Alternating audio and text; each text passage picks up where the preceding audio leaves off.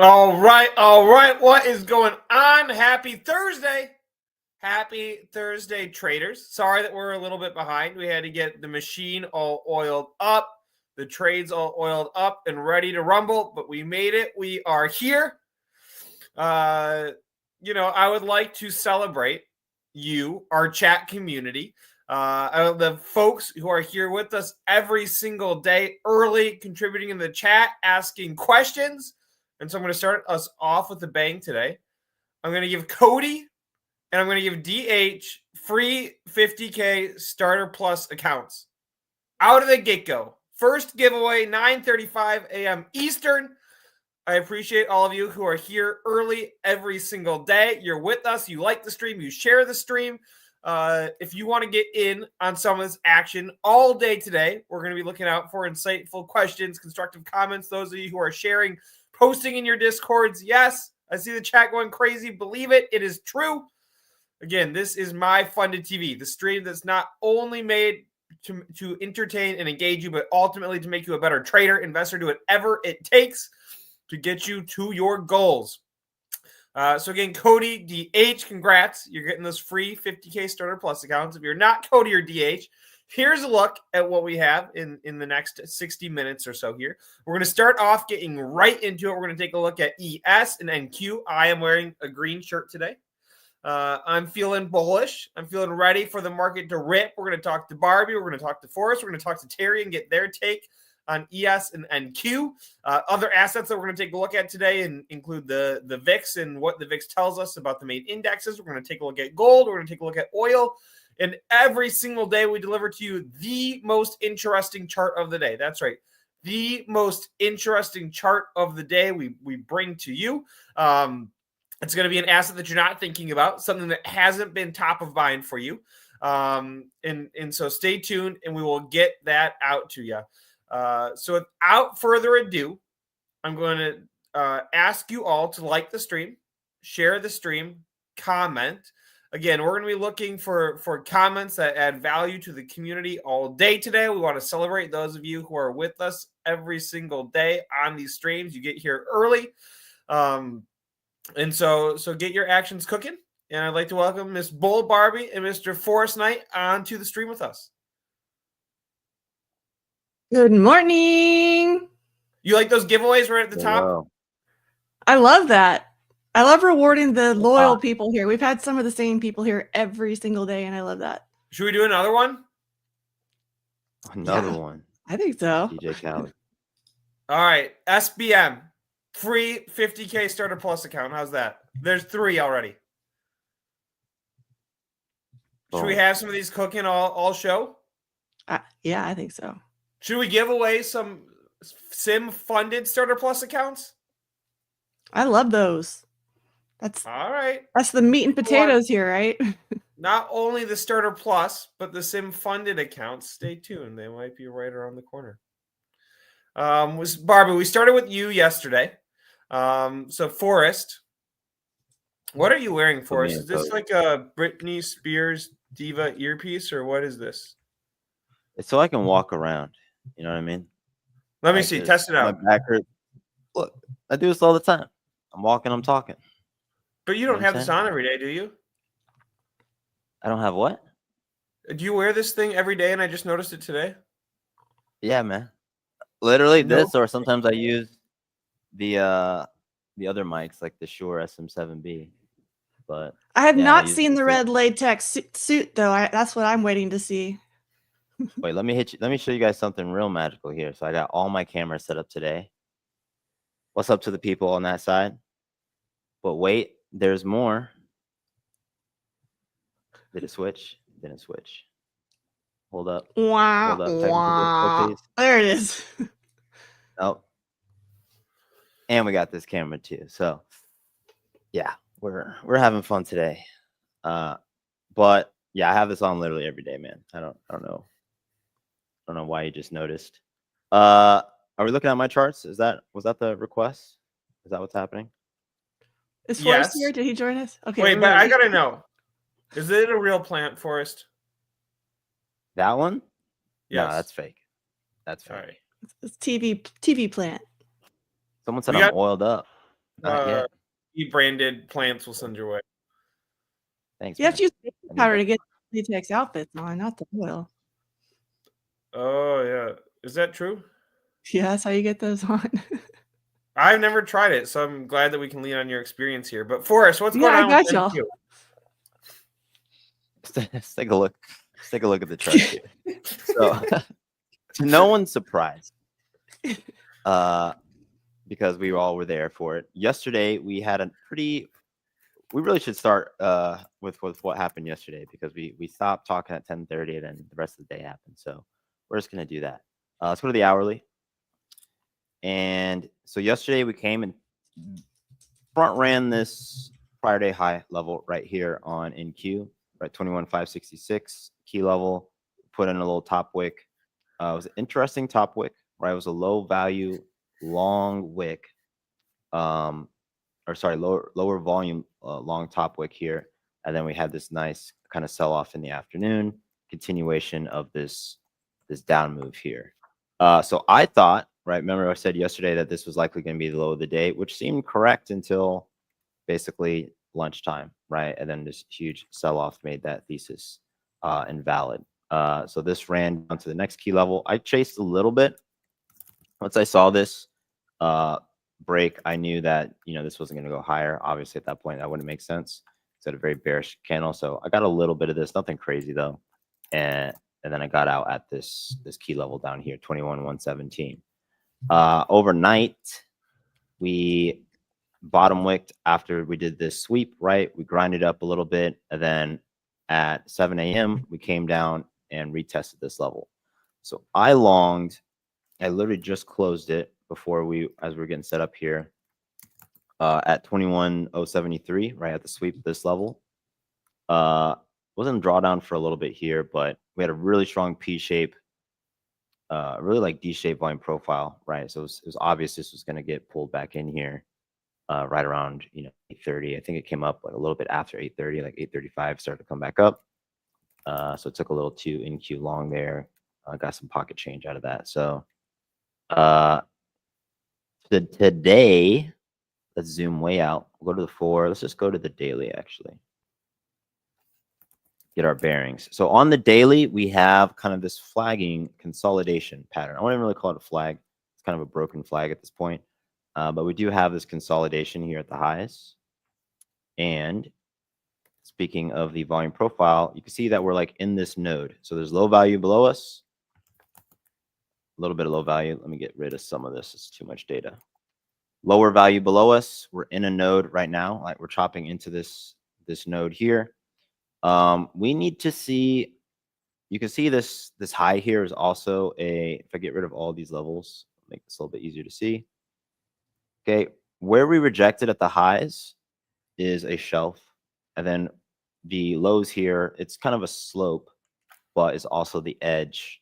It's very steep here as we come into this low value area. So we need to see here, if we crack this low here, this thing's gonna crater through this low value area, right? So my downside target on the macro is gonna be here, whatever this price is. Otherwise, I could see us just ranging, right, all the way back up to this high.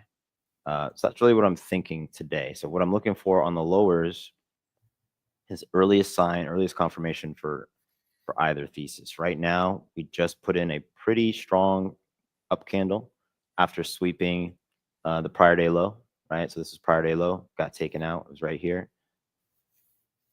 Let me mark that up. PDL, taken out, got smoked. So that level's invalid.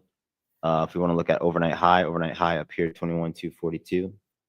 Okay, has not been taken out yet. We'll just do overnight high. And then we got prior day high way up here as well. So we have a strong D shape profile. This thing is going to need to get, the shape of this will need to change before we really move. Right now, I just expect it to range a little bit. It's going to traverse this node some more, right? So this grouping of people, this is a grouping of participation.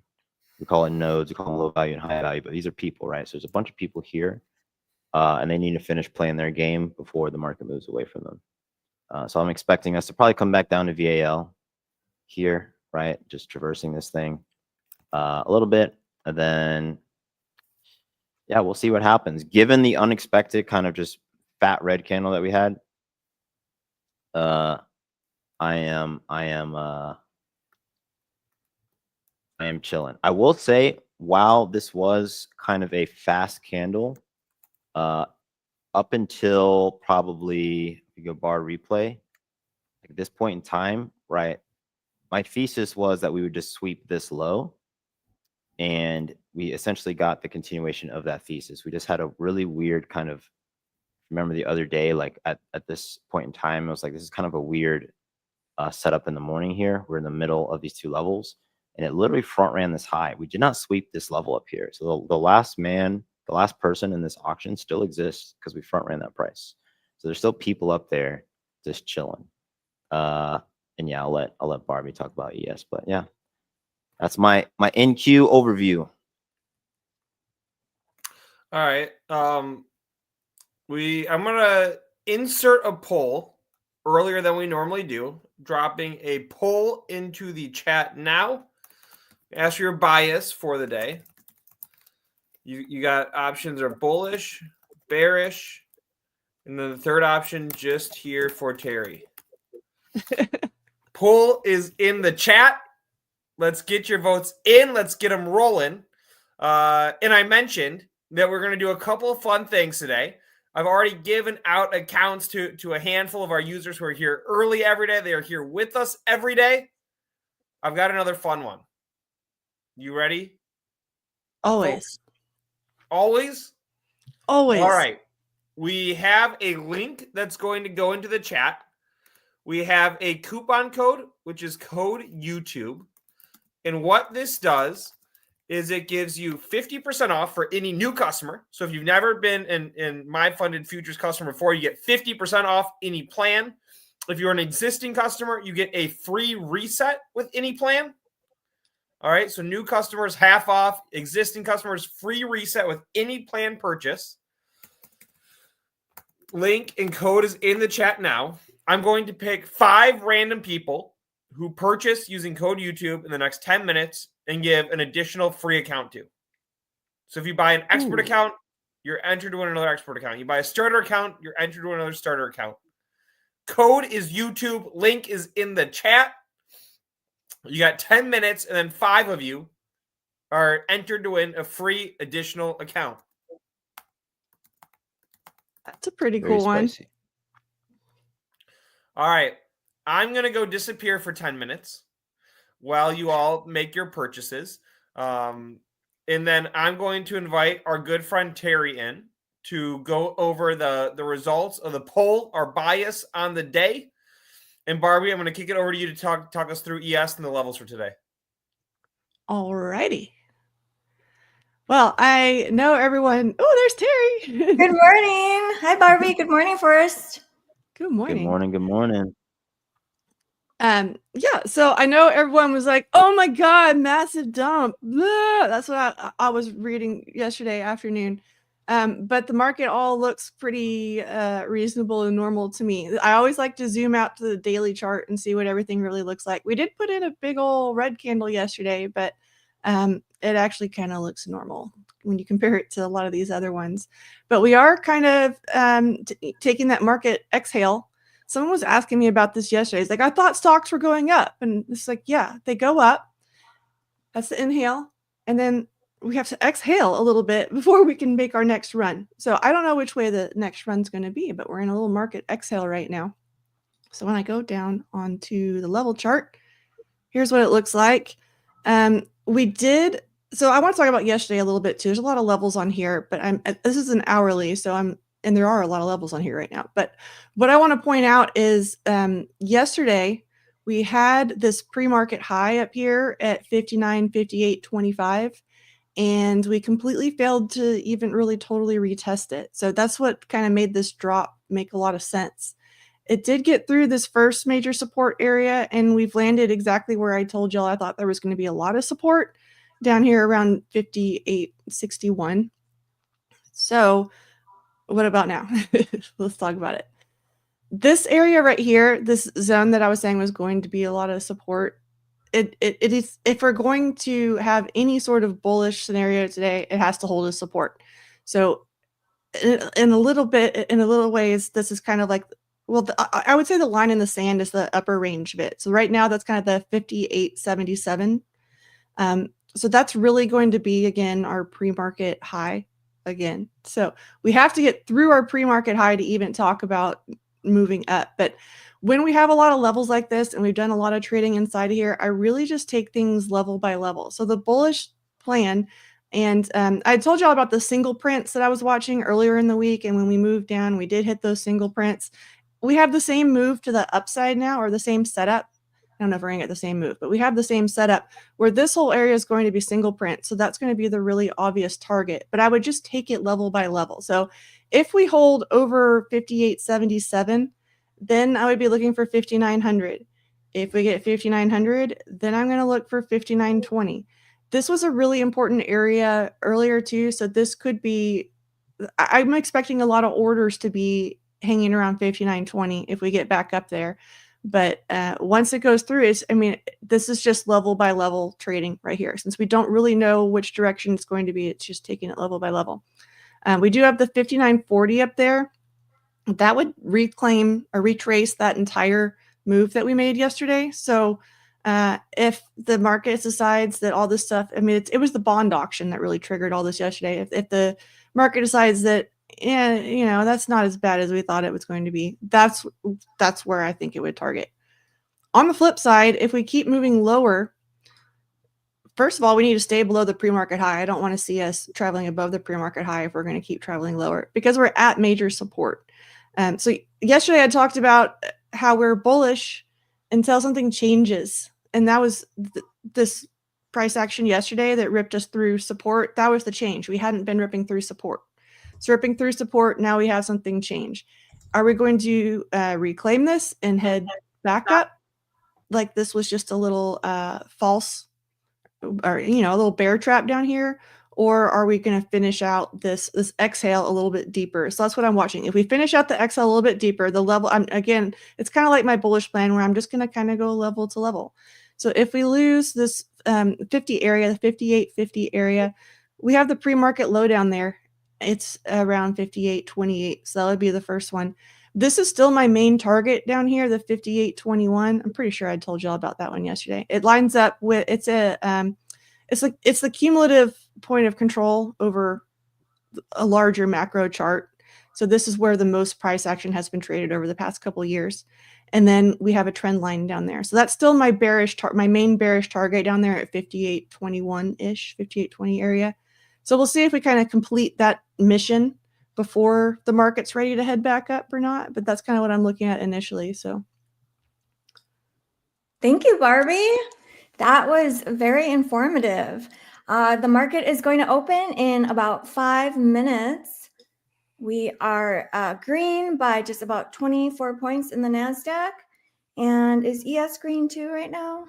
Not yet, but we're real close. It's negative 0.5% right now. So yeah, it seems like definitely a two-way auction so far this morning. That's what's like. It's really hard to put a bias on it right now. So I'm really kind of looking at the pre-market high, pre-market low, because those are kind of easy. But I wanted to point out yesterday how we didn't take the pre-market high, and that was a good signal that the market wasn't ready to be pricing up there. So right. And if we do go reverse back up and fill a little bit to yesterday's range, sometimes the market will go towards VWAP from yesterday, depending on like the current news. And I have that at about like 320-ish, 330. So it is possible. Maybe we go a little bit higher. Wait and see. So we do have news. We have more news coming out. We had initial jobless claims at 8:30. And then we have PMI services at 9:45. So see what the market does. Sometimes that can really move. do we have unemployment today too? That's the one that I've been watching. Oh, what time is that one? Oh no, that was the one this morning. So unemployment came in pretty much as expected. I meant to look at that one. I forgot. So yeah, we have PMI and existing home sales left. Okay. So home sales one, like I don't tend to worry about too much, but I want to make sure I don't have stops in the way, because that one will like kind of give a candle real quick. Okay. Home We have sales is 2 probably minutes. the. Oh, go Oh, ahead.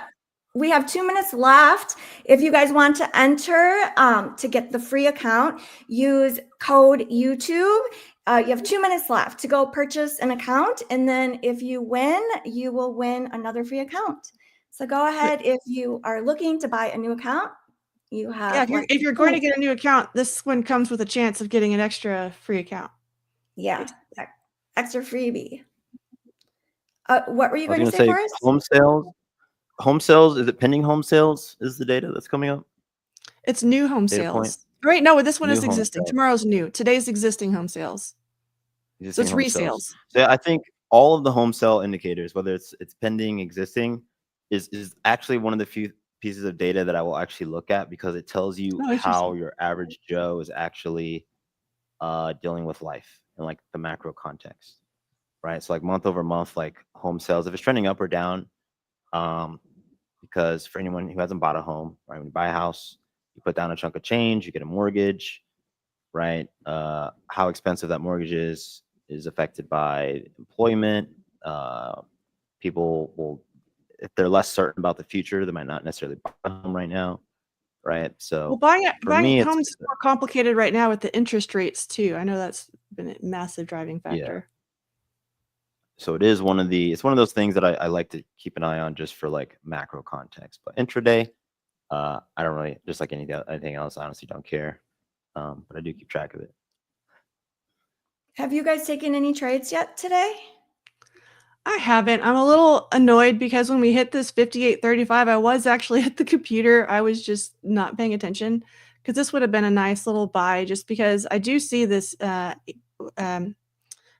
It was when we got down to 58.35. I have a level down there, because the 58.55, this just seems like the main area where obviously the market wants to be here. We opened up there, we traveled up, came back, traveled down, came back. This is where the market wants to be right now. So we'll see.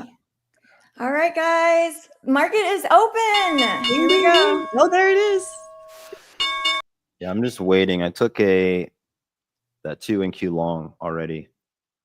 So I've already bagged significant profits on the day. So I'm kind of just nice. So did I, except I went short, and then I did catch a small piece of the long when towards that V bottom. So the reason why I went short earlier this morning, we were up by about like 40, 50 points, I want to say, and I was thinking the common gap fill. and it was before the initial jobless claim, so I was like, all right, I'm gonna hop in here and see what happens. And the news that came out was the Congress, like, I think they passed that bill to raise the debt ceiling. And I watched price. Actually, it was a lot higher, maybe around 200. I watched price initially go higher, and then it did come down. So sometimes when I see that, it's a great reversal trade, right? Like when the market moves strongly in one direction and then it quickly goes in the other direction, I was like, all right, this is my setup. It was beautiful. Nice. So I just hopped in. Yeah, caught about. I love it when you get it done before the market even opens. That's always the dream, right? Yes, exactly.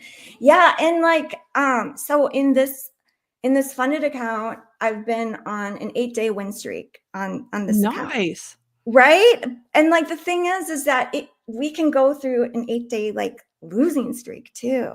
It's just, well, Terry, we were talking about that trade the other day, and I was annoyed with my back testing data. I had been back testing it on ES. This is how nerdy I am, y'all. I got made fun of because I printed out charts, but I wanted to like look at all the little nuances and stuff. So I went and tested 109 of our little opening range breakouts, and on NASDAQ, over the last 109, 60 of them won, 24 failed, and 25 broke even. So it's only a 22% failure rate. Actually, that is good. Is that on the NASDAQ? On the NASDAQ, is this the 15-minute opening range? That's the 15-minute opening range going the distance of the opening range, like a 1-to-1 with the range. Oh, all right. I want to take that trade today. So it's Let's not, do it. I mean, it does fail, but it Yeah, fails of 22% course. of the time. This is over 109 trades. I'm going to run it through the computer to go back longer than that. Yeah. But And is that like sometimes I have to print out all of these little charts. And I don't know if you probably won't be able to see this, but there's like multiple days because it's 15 minutes. This is how I get confidence in my trades. Because would you take a trade that wins or breaks even 77% of the time? absolutely. Sign me Well, up. I'm going to do it today. if you're not sure, you go run the numbers. And Yeah, then what I'll do is I'll program a little script to test it over a longer term so I can test it over more sessions.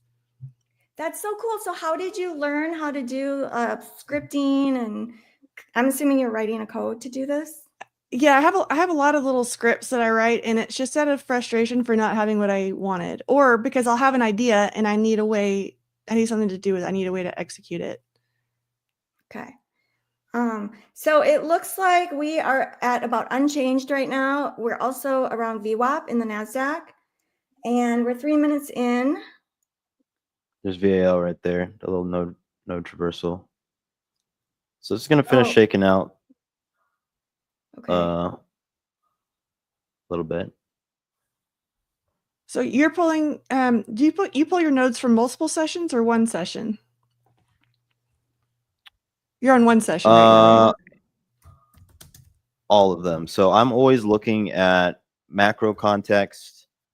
What is the major narrative, right? Are we uptrending? Are we downtrending? Are we ranging? Yeah, I was Is there wondering a on your level that chart. we need to attack? Then You have this your is volume profile set to the visible range, right? visible range and per session. So on the right is the visible range. Mhm. This is the visible range on the right, and then I have the session volume profile. So I'm looking at both. But right now, this session is saying that we need to range a little bit before we make a move, right? We had that nice D shape set up here in the morning. We go back, to this point in time, even right before we came back up. This is going to be a D shape. That's why we got pulled back up here. And this thing is so slow. If you're an engineer at TradingView, please undo whatever the heck y'all do. Okay, just getting slower and slower.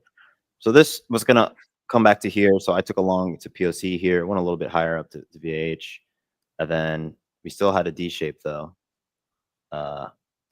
Let's get out of replay, and it's going to come back down. So once this VP starts to get skewed, then we can expect a move. Or if we start to build value like above or below the POC, or more specifically above or below VAH and VAL, then we can expect some interesting price action. I will say though, right now we did sweep this prior day low.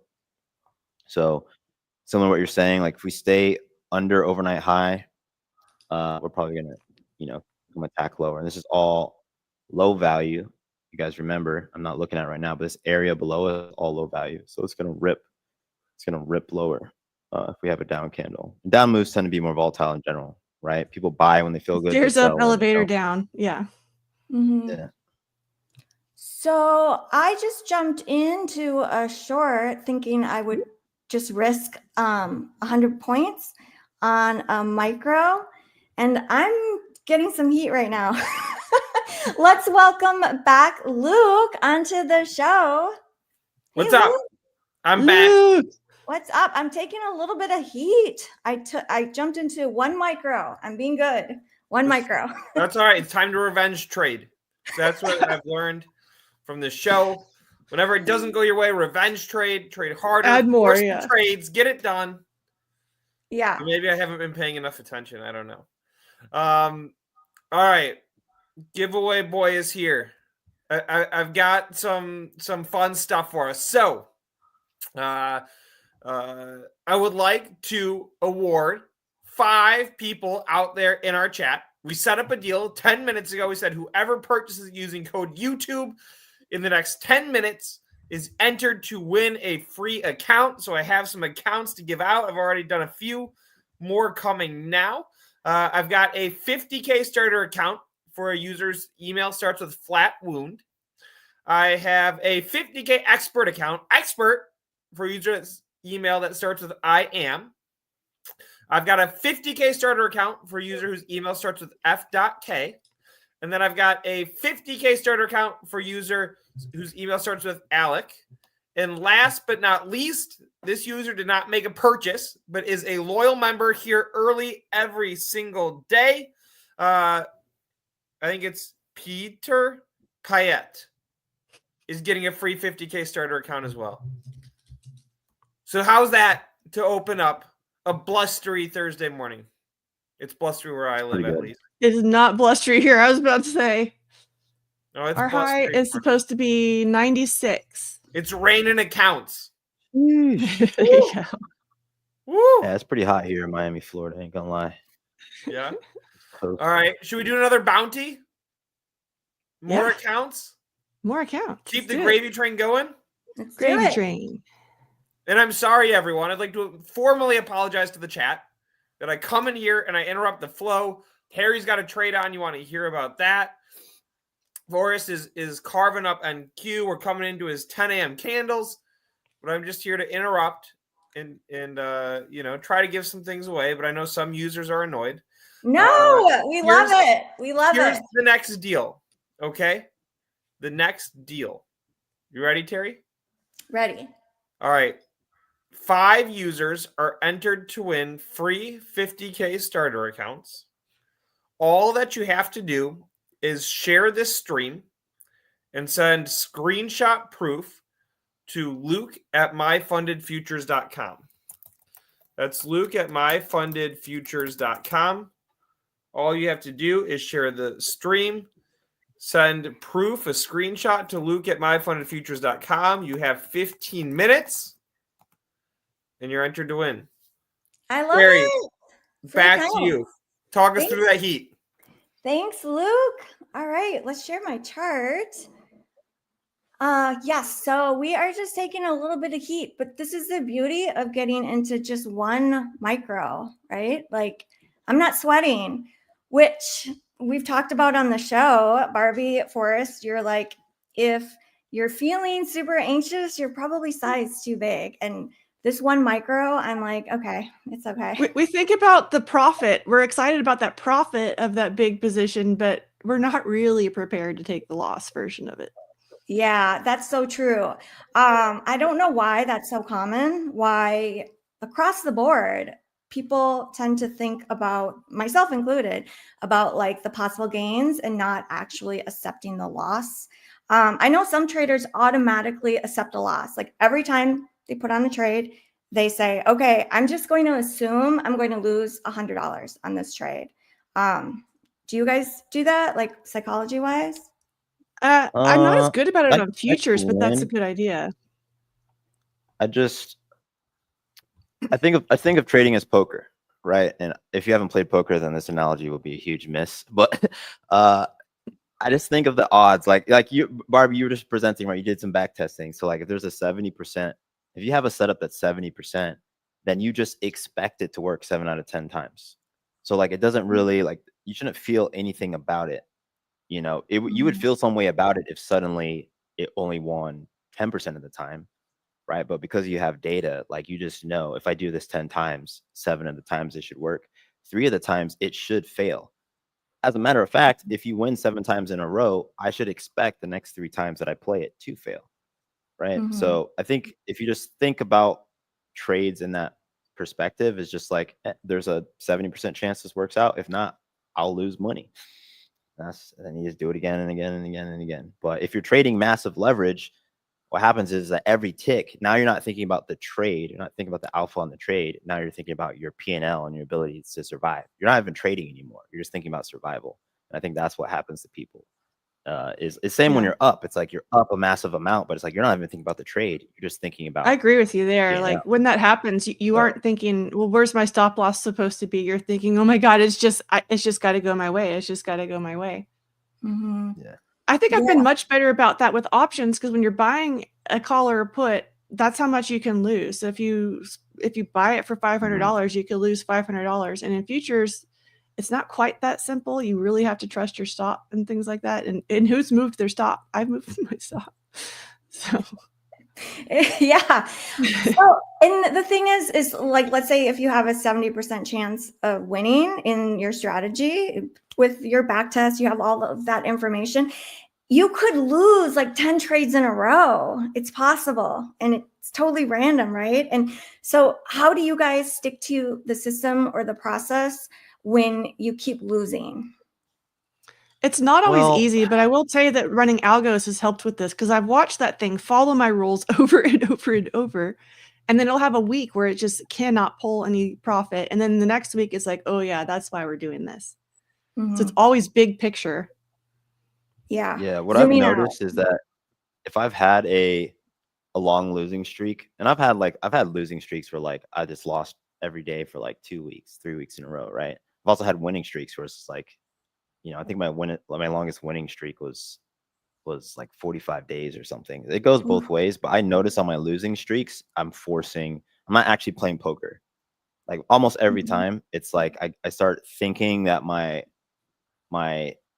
you know, I think I have a pair of aces, and really it's like, oh, I had a 2 and a 4.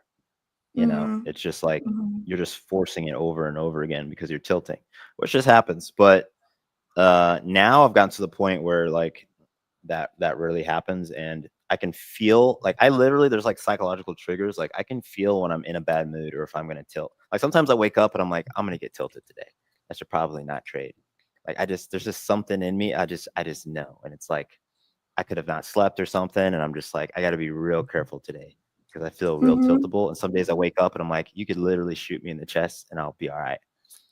You know, so I think you just have to have that level of psychological awareness, because this is all like, we could even if Barbie hands you the playbook for 70% trade, right? It wins 70% of the time. If you full port on one of those 30% days, you're out the game, right? So it all That's comes the down to frustrating execution. thing about not being leveraged right. And if you're a prop firm trader, you know about this because you're working with this much, but you want to earn this much. So a lot of times you go in too hot, and that's why you end up blowing the account or losing the account, is you weren't prepared for multiple failures. You have to prepare for multiple failures, not just one.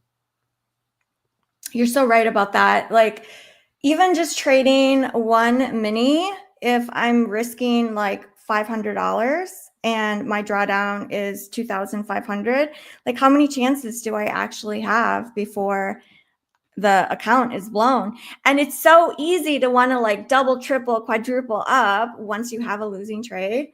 So it looks like news just hit. Yeah, we just had the PMI come out. I don't have the number yet, but the market is moving, so it's moving. Yeah. It's cool to be able to see when price moves like this, like how it's like flickers, and we know like news hit, or if a headline comes in and we just see like some massive candle, which I will say it came in better than the forecast. So the PMI did. Okay.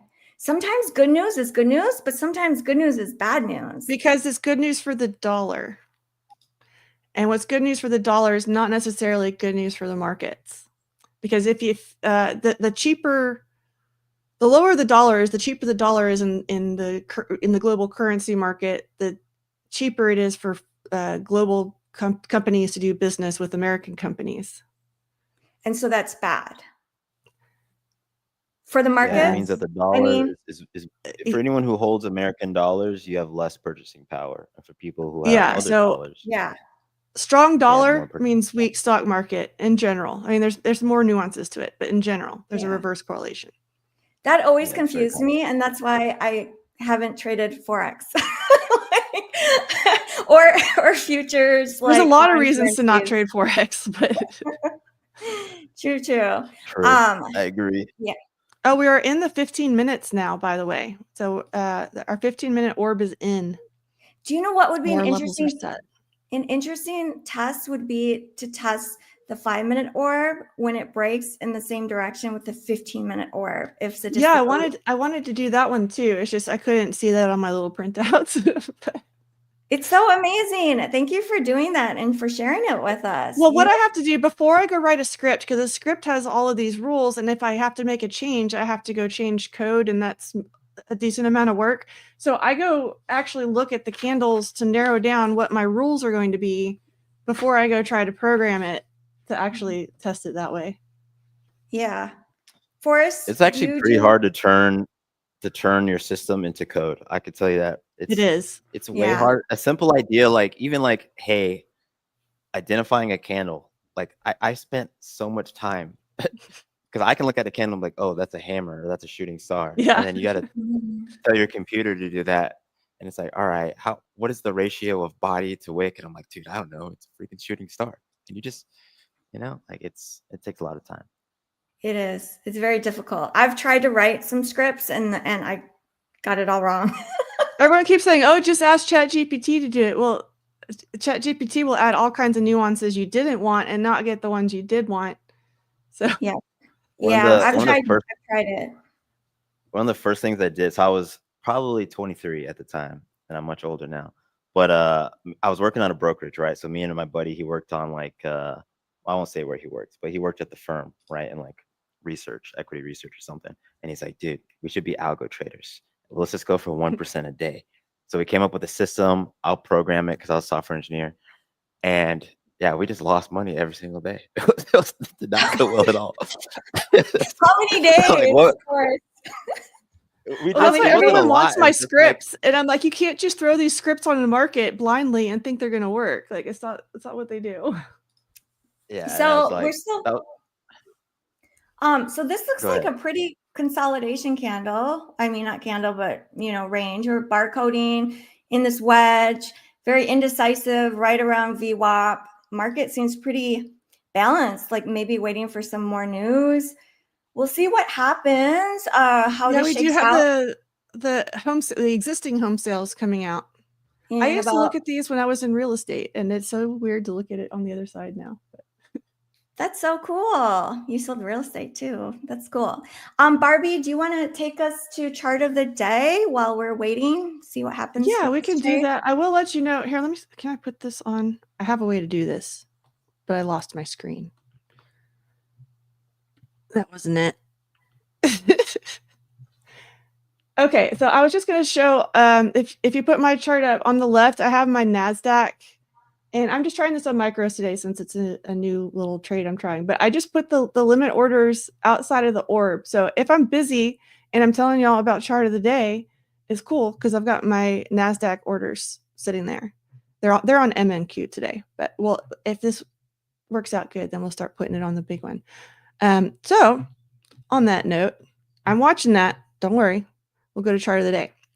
So I was looking at, we've talked about gold, but another thing that I like to play that I think kind of has some opportunity right now, because the precious metals are one that when the market is scary, as from an investing point of view, not necessarily as a day trader, but if you're an investor, you want to put your money somewhere else, precious metals are something pretty good to look at. Oh, the orb, it stands for the opening range breakout. Ask me that again if you want to cover that later. But so the chart of the day I'm picking today is the SLV. This is it's a silver ETF basically. So it's the iShares Silver Trust.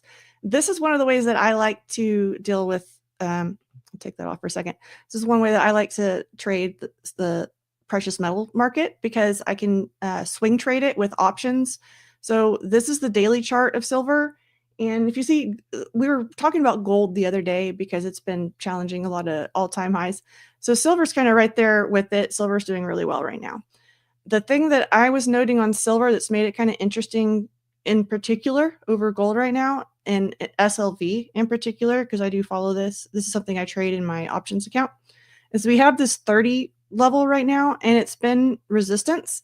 And you can see silver, the SLV has made it above, but we're testing it again. So I don't know if we're finally going to get a breakout here or if it's going to reject back down into this consolidation. But there's definitely a level here that we can play, especially in the options market, where you can even do kind of a straddle and bet both ways with some limited risk. So I am definitely watching silver right now, and I'm distracted by this other chart. So cut that one just a smidge short because we're right there. I didn't get tagged in yet. We did technically hit that level on the NASDAQ, but my order was just slightly above. Did not get tagged in yet, but it might shortly here. So we'll watch. Yep, there it is. So I'm going to take this one off.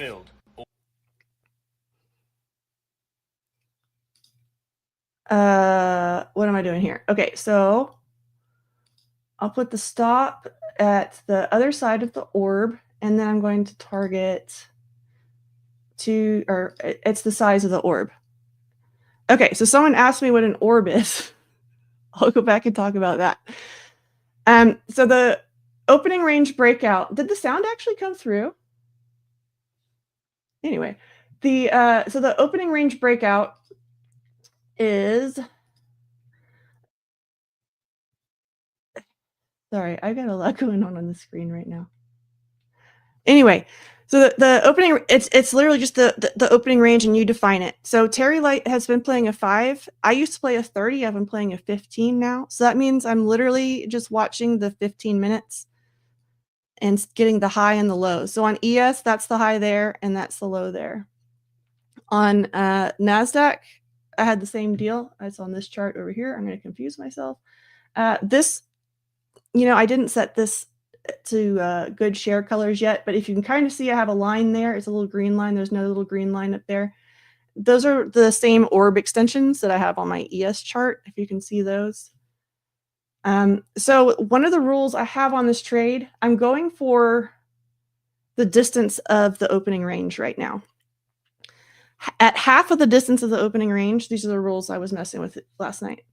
I'm going to move my stop to break even. We're not there yet. We're getting close. It's right here on that chart on the left. Y'all can come join me. I'm done talking about chart of the day. But here we are. Look at this pretty green candle. Okay, so I got stopped out. No problem, right? I'm going to model being a good loser.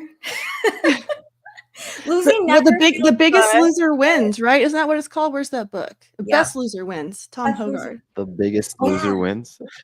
No, the best loser wins. It's so true. I'll plug this book real quick. This is the Tom Hogard book. It's a good one. Yeah. It's like we're opposite of, the human brain is opposite of what makes a really good trader in the markets, right? Like we have to be able to take losses quickly and be okay with it and not revenge trade and YOLO after like a losing trade, which is the tendency once we take a loss. Mm-hmm. And I will tell you, when I looked at this, some of these trades, the 15-minute opening range breakouts, some of them are 5-minute trades. Most of them are not. Some of them go a lot longer. So there's patience involved in this. So I do have a video about this coming out. I haven't scheduled it yet. I'm putting the final touches on it. But one of the reasons that I like teaching the opening range breakout to new traders is it forces you to have the discipline to wait for that first 15 minutes. And then you have to have the actual patience to work it out, because the rules are just so simple and clear cut. Mm-hmm. I love that. There's no discretion to it. It's just like, all right, here it is. Here's your target. Here's your stop loss. That's it. And yeah, I love that. So I trade discretionary also. And whenever I go on like a losing streak, I go back to trying to trade systematically. Like for me, that is my saving grace. That is what makes me feel okay. Because it's like, the thing about discretion is you just don't know, like you might wake up and you might just be off that day and maybe you're not catching it fast enough that, okay, I'm off today. Like I probably shouldn't trade. Yeah, it's easy to make. I think it's good to have a blend of both too, because I do have another play that I'll take at the open, and it's really just based off the tape. It's an order flow trade. It is really, really hard for me to teach it because it's kind of more art than science. And then it's even hard to explain how I'm executing it because it happens so fast. And trades like this that are really systematic, it teaches you all the discipline and tools you need in order to be able to take those more artistic style trades as well, in my opinion. Yeah. Well, I have some other good news. I have another play that I'm going to teach tomorrow if y'all are into that sort of thing. That's awesome. Friday. So something y'all are getting two plays this week. Your trade is looking good, Barbie. So far, so good, but I'm going to be patient. And I'm about to move the stop because if I take this, I'm just going to take this off a second. I'll put it back. On the trading view, it's a little bit easier to see where this line is right now. I'll change the color on the Ninja chart for next stream, but it's right around the 21 to 70. There we are. Stop getting moved. What's Probably the hold that till strategy? 308. What's that for us? Okay. I said you could probably hold that till 21,308. Wow, This this is is 308. strong. We've had two really big, strong green candles, and every single candle except for the first candle is green. This is setting up for a good bull day so far. So Barbie, what is your strategy with moving the stop? Like, when do you decide to move the stop to? I'm trying to make sure I have it in the right place here too. Even? Hang on just a second. Is it 3? Yeah, I have it in the right place.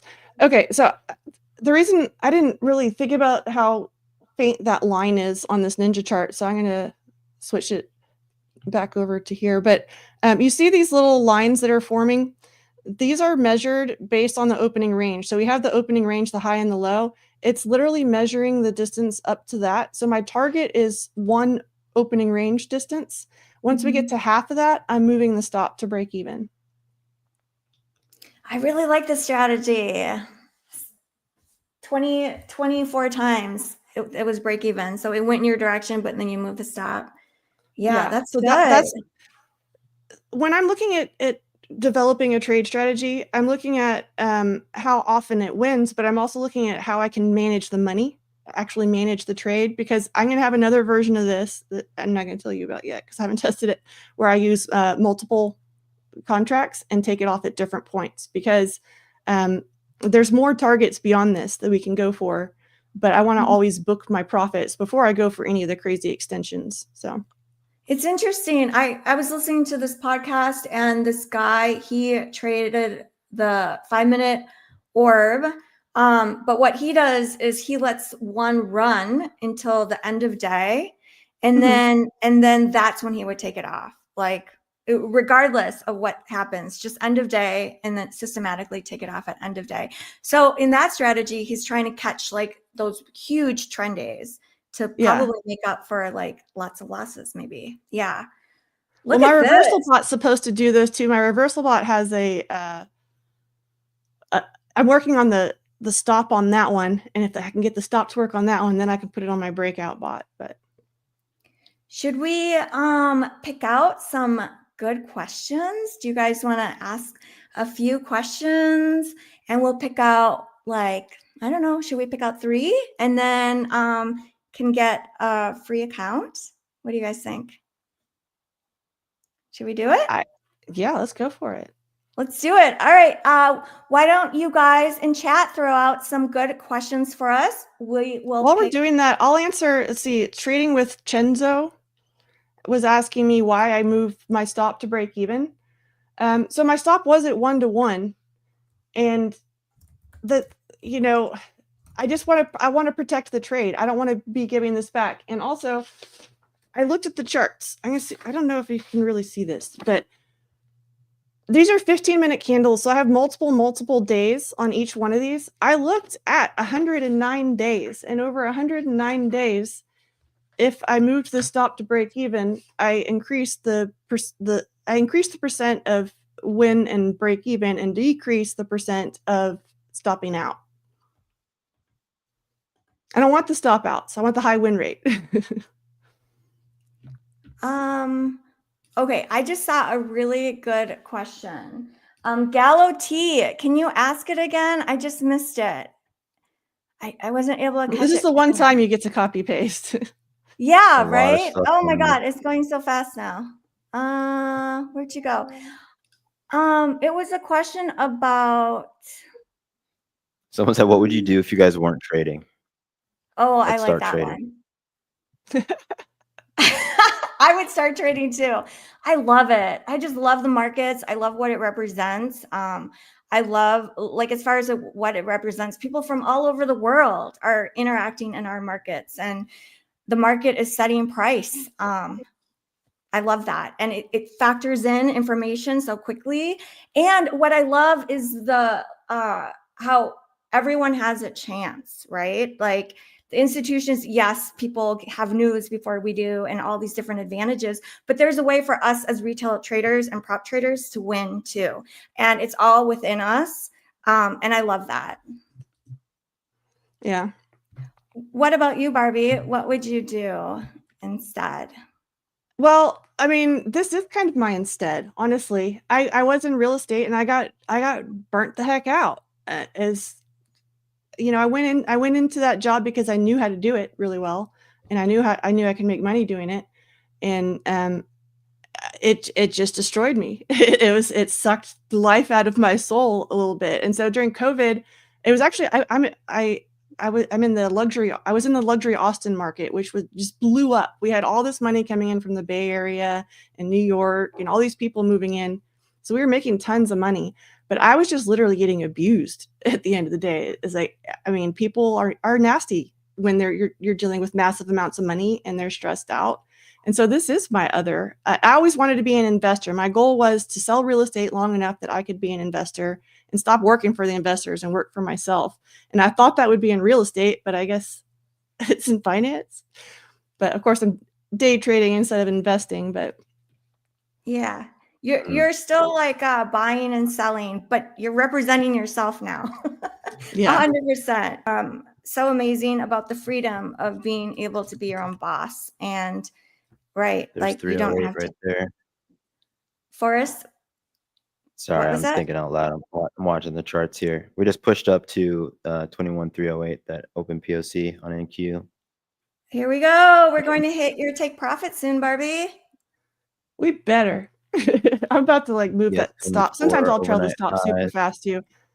You guys, Okay. some of y'all are arguing with me whether or not this trade works. That's why I back tested it. So you can argue with me all you want, and I have the data. So we did find that the question from Gallo T. What do you believe is the biggest reason most traders fail? And how did you overcome that in your own journey? I love this question. Barbie, do you want to take that one? Yeah, I was just making sure.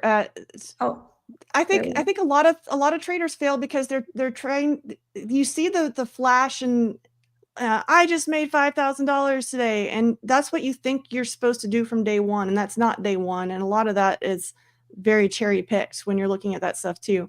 So I think that most traders fail because they're trying to do too much out of the gate right away without learning really what this job is. So for me, I didn't know that there was going to be as much, mental game involved. And for me, that was a big surprise. I'm going to go ahead and book this trade, by the way, y'all, so we can just get this done and I can talk. woohoo! Good job. Oh, we got. I love it. Anyway. Good job. So I'm like trying to answer a question. I'm very distracted by the trade over here. Yeah, I mean, I think that we're instead of thinking big picture, we're always thinking about today. And if we think more big picture, it gets easier. And I promise that's just the way it is. Thank you. So Gallo T, you win a free 50K starter account. Someone from our team will reach out to you. Thanks, you guys, for asking questions. So how many questions did we do? We did, was it 3? Did we already do 3? I lost track. Let's see. I think we need Gallo T to open a ticket, right? Oh, yeah. Oh, Gallo T, if you can open a support ticket, that would be great. That will help us get the account to you. Someone said, how do you, or not someone, Kevin, I can't pronounce your last name, Kevin Huynh, Huynh. How do you separate your identity from your P&L? Do you feel like a better trader only when you're green? That's just hard to do. Straight up. I mean, because you are trying to improve as a trader, and part of being a trader is making money, right? Anyone can trade. Being a trader, there's like this implicit idea that like you're making money from it. So you just got to not take it personally, right? You got to understand like it's a game of odds. It's poker, right? You have to have a plan, zoom out, all the cliche stuff, but it's like it's in the living, right? You can't what's the quote that they say? You can't read about fishing, you know, you got to like go do it. Yep. So all the stuff that we say, it's just like, you gotta go and live and breathe it. And it'll work out. But most people that are struggling at trading do the same thing over and over every day.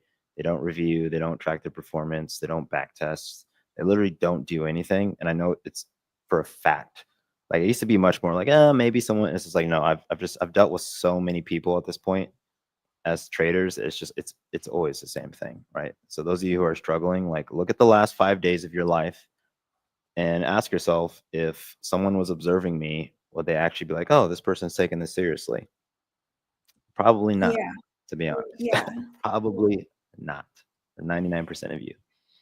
So The what it the is. emotions can really get you, right? Like with erratic trading and switching strategies and not being able to stick to one strategy. It's a challenge. Yeah. Like firsthand, it's something that I'm continually trying to work on. And Forrest, what you're saying about like you can't just learn about it, you actually have to do it, and you have to do it and keep practicing the right habits, right? And you figure out what like the terrible habits are that you have, and then you just have to keep practicing. I heard you say it's like fishing, and for me I think of like playing basketball. Someone can tell you how to dribble a ball and how to shoot hoops, but you're not going to become good at it until you do it a lot, and it can take years. Yeah. So I'm DQing everybody who's posted their question 17,000 times, by the way. So, should we move on to education? What do you guys think? Oh, I didn't teach you the people all day already. Yeah, we have been doing lots of education. This is true. Well, I will. So I can show y'all how to set up the comparison chart, but I'm seeing questions about the orb still. So should we answer questions about the orb? Or do you want to see me do something else? Or let's do education on the orb. Yeah, we can do that. So I do have a longer video coming out, but like I said, I haven't scheduled it yet. It'll probably be next week. I have to finish it. But this will cover kind of the more important details. But I'll show you kind of, so everyone's looking at the orb, right? Everyone, I swear, everyone's put an orb video out. I didn't put an orb video out because I could put out the same info that everyone else puts out, or I could go actually study it. So that's what I did, because I've been trading the opening range for a long time, but I didn't have all of the precise rules and everything. And so what I do, and I tell you all this all the time, I go into replay and I look at old charts all the time. And yesterday I was tired of looking at charts. And so I even was like a boomer about it and printed out my charts. But I go back and I actually look at how many times does this hit. And a few of these was like, well, I wouldn't have taken that. I actually look at that too. Like a few of the little charts was like, well, that's just not clear. So I wouldn't have taken that. So that one's just like not counting. But so the 30-minute orb is where I originally started. That was years ago. It was a slower market, and I think that slower trade worked better for me now. And now this one's working good. But again, like some of y'all are saying the orb doesn't work. The orb doesn't work. I was frustrated with it too until I sat down and actually wrote out all the rules and then tried it on different instruments. So what I found why I was frustrated is on the ES, and it's actually doing it right now. So this is a great example. On the ES, it's not going, it didn't get that second extension. So this is the orb box. And if you take this measurement here and put it up here, that's what that is. So NASDAQ, I'm going to take the magic levels off. So these are literally just the same kind of chart now. NASDAQ hit that second extension where it's equal to the opening range, but ES didn't. And that's just kind of a function of how the NASDAQ works and why some of y'all are NASDAQ traders instead of ES traders, because that's how the NASDAQ works. It's more volatile, it's more extreme. And I mean, I look at it because I like tech. So if I'm into tech and trading tech, S&P and NASDAQ are both really great, but NASDAQ has more tech. So that's why NASDAQ has a little bit more fire and spice to it. So that's why I was thinking, I was like, well, if this keeps stopping out and I'm not getting that second extension on ES and I can't find good risk to reward, because then I looked at, if we just go to the first target and we do a 1-to-1 and our stop is at the midpoint, but that one also, it had like a 55% win rate. So if you don't nail it, it was just not a good trade. And that's why I went and took it on some different assets. I've noticed this before. I have a few little bots that I've programmed, and the main one, the one that's farthest along, is a reversal bot, which that's why I haven't been running it right now. It's struggling with all these breakouts. But I would put it on ES, NASDAQ, Dow, Russell, crude, and gold. I would just run it on all of those so I could see kind of how it worked on different assets. And I noticed that the way I had it programmed, NASDAQ was stopping out a lot because it's a reversal bot. And ES was doing really well with it. And I think like Russell was doing really well with it because it just doesn't have as many of the extremes. So where's my brain now? Okay, do we have any orb questions? Because I think I've kind of covered my thought process on kind of why I switched over to NASDAQ with it. Because that's kind of what you have to do. It's always about adapting, right? We have to find why something's not working. And that's why this setup wasn't working for me, is I wasn't on the asset that hits it regularly.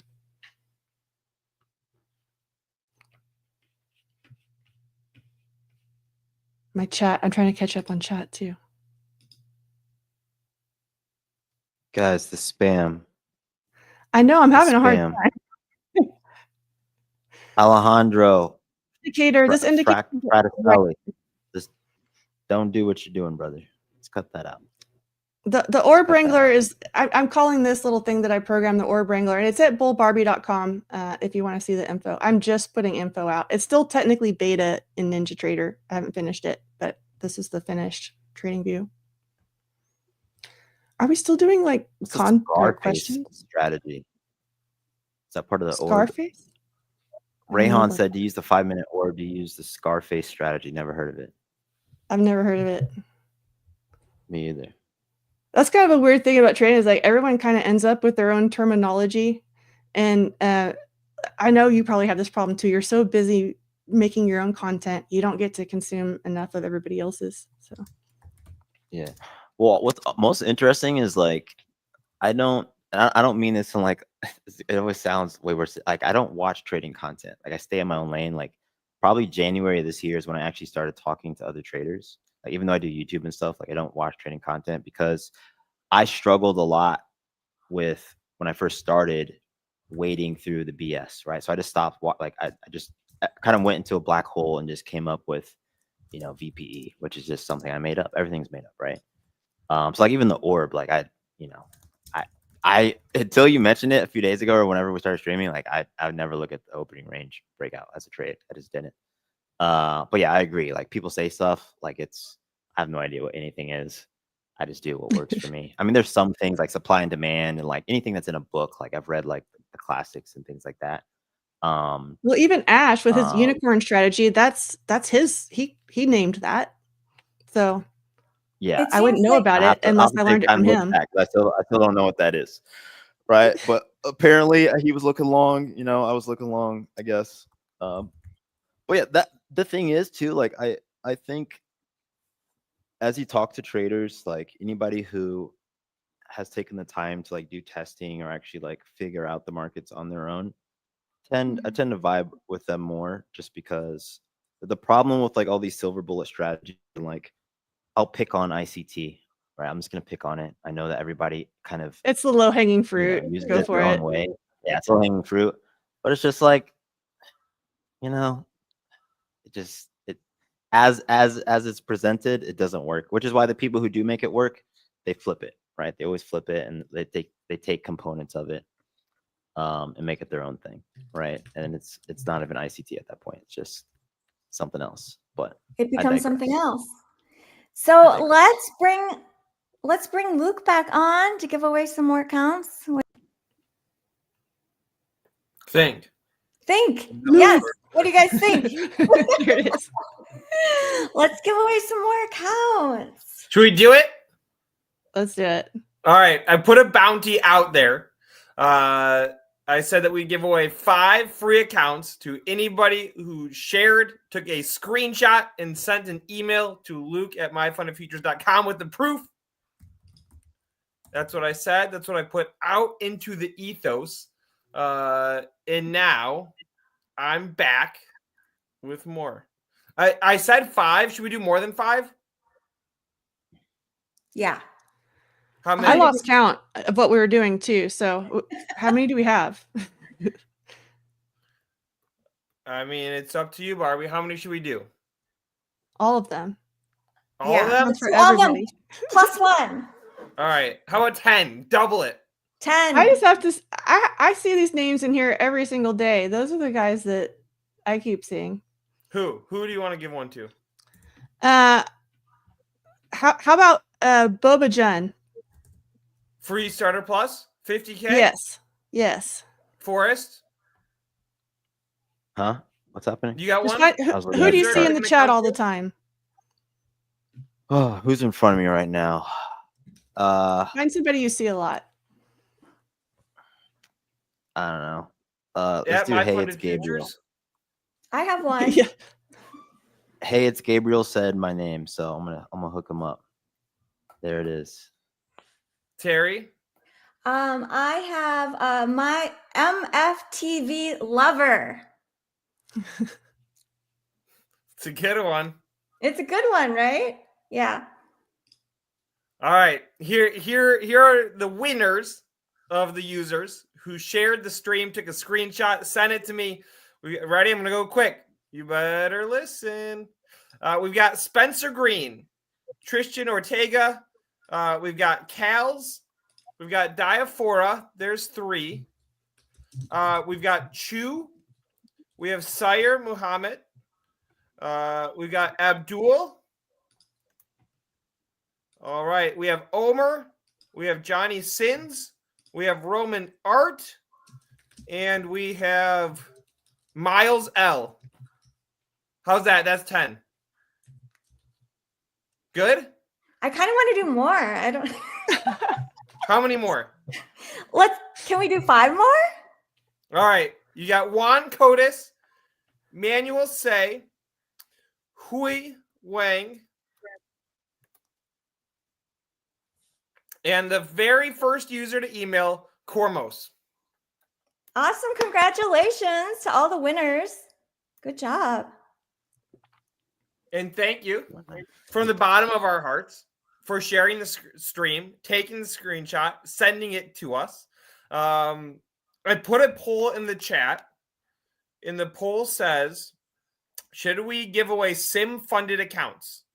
The options were yes, no, and what is a SIM-funded account? So, Barbie, I'm going to ask you to explain what a SIM-funded account is in a second here. 88% of users said yes. 6% of users said no. And 6% said, what is a SIM-funded account? Could you answer that for us, Barbie? Well, there's 2 different kinds of funded. There's SIM funded and funded, live funded, right? So SIM funded is still a paper account, but it's funded because you can take withdrawals from it. Did I put that in a way that everyone can understand it? So SIM funded, even it's not live market trades, but you get credited for them like they are. Yeah, I kind of think of it as like a training model. Like That's a good way to put it. Right? It's like you're learning how to ride a bike. You get a tricycle at first, and then you get a bigger bike with like training wheels. That's what I think of like the sim funded. Yeah, it's great. We get that opportunity to get paid while we're learning. Yeah. All right. So it's something that we want. Yes, for sure. 100%. We like to get paid. Gimme. All right. So who is joining us at 10:30 a.m. Eastern? Are you asking chat? Are you asking chat? Yeah. All right, fine. The first person to get it right in chat, I haven't started yet, will get a free 50K starter account. Go. PB trading again. I think PB trading is cheating. I think he's hacked into the systems. So he knows the answers to every question. He's a well-oiled bot. Yes, we're going to have Tanja Trades joining us. Terry, I think you're going to be hanging out for that. Yes, I'll be here. You'll I be cannot here. wait. Yeah. I see Ashley Should I hang Unicorn out Man in the too? background. Yes, Barbie, hang out. We'll have a girl power session. Love I would gotta make go run my my entire business, week. but you guys enjoy it. We're Forrest, coming you down. I can't- think NQ is going to retest POC here. Down. Yeah. I'm looking for 21,197. Took a little short there. 15-minute close, high Ooh, volume, nice. top quick ES. I'm in a short See. too. I hopped in when I saw like a 3-bar reversal. I can show my chart real quick too if you guys want to see. What price are you? This will be my last Oops. trade. Go What ahead. price are you short from, Forrest? 302. 302. So I want to see if we come down. I put my just quick little thoughts in the chat here, but 21,197 ES coming down. So we have this high volume. If you look at ES on the 15-minute, high volume top wick after sweeping overnight highs. Classic signal. We were a little close to the POC, so it's not like a perfect trade. And there's also, it's not higher volume on NQ, so a little bit of divergence there, but still have a D-shaped profile, so I expect it to traverse this auction a little bit. But yeah, really just want to see this point of control in NQ. ES probably coming down to VAL 58, 51, and that'll put me at 2 for 2 on the day. And I think I'm done for today. Woohoo. Nice. So here's the hourly chart. So here's yesterday's VWAP area. So we came pretty close to it. And the reason why I hopped in the short is because I was thinking like a two-way auction today. We were already up over 0.5%. And then when I saw this nice big red candle, to me, this is a nice reversal. And that is why I took a chance and just hopped in a short with 1 micro. So no sweat, right? And then let me take a look here as far as targets. So if this is, it looks like we did break yesterday's low. It's usually rare that like we break both sides. So I am actually going to move this target lower. That is my best guess. Let's go. Thank you. Good job, Forrest.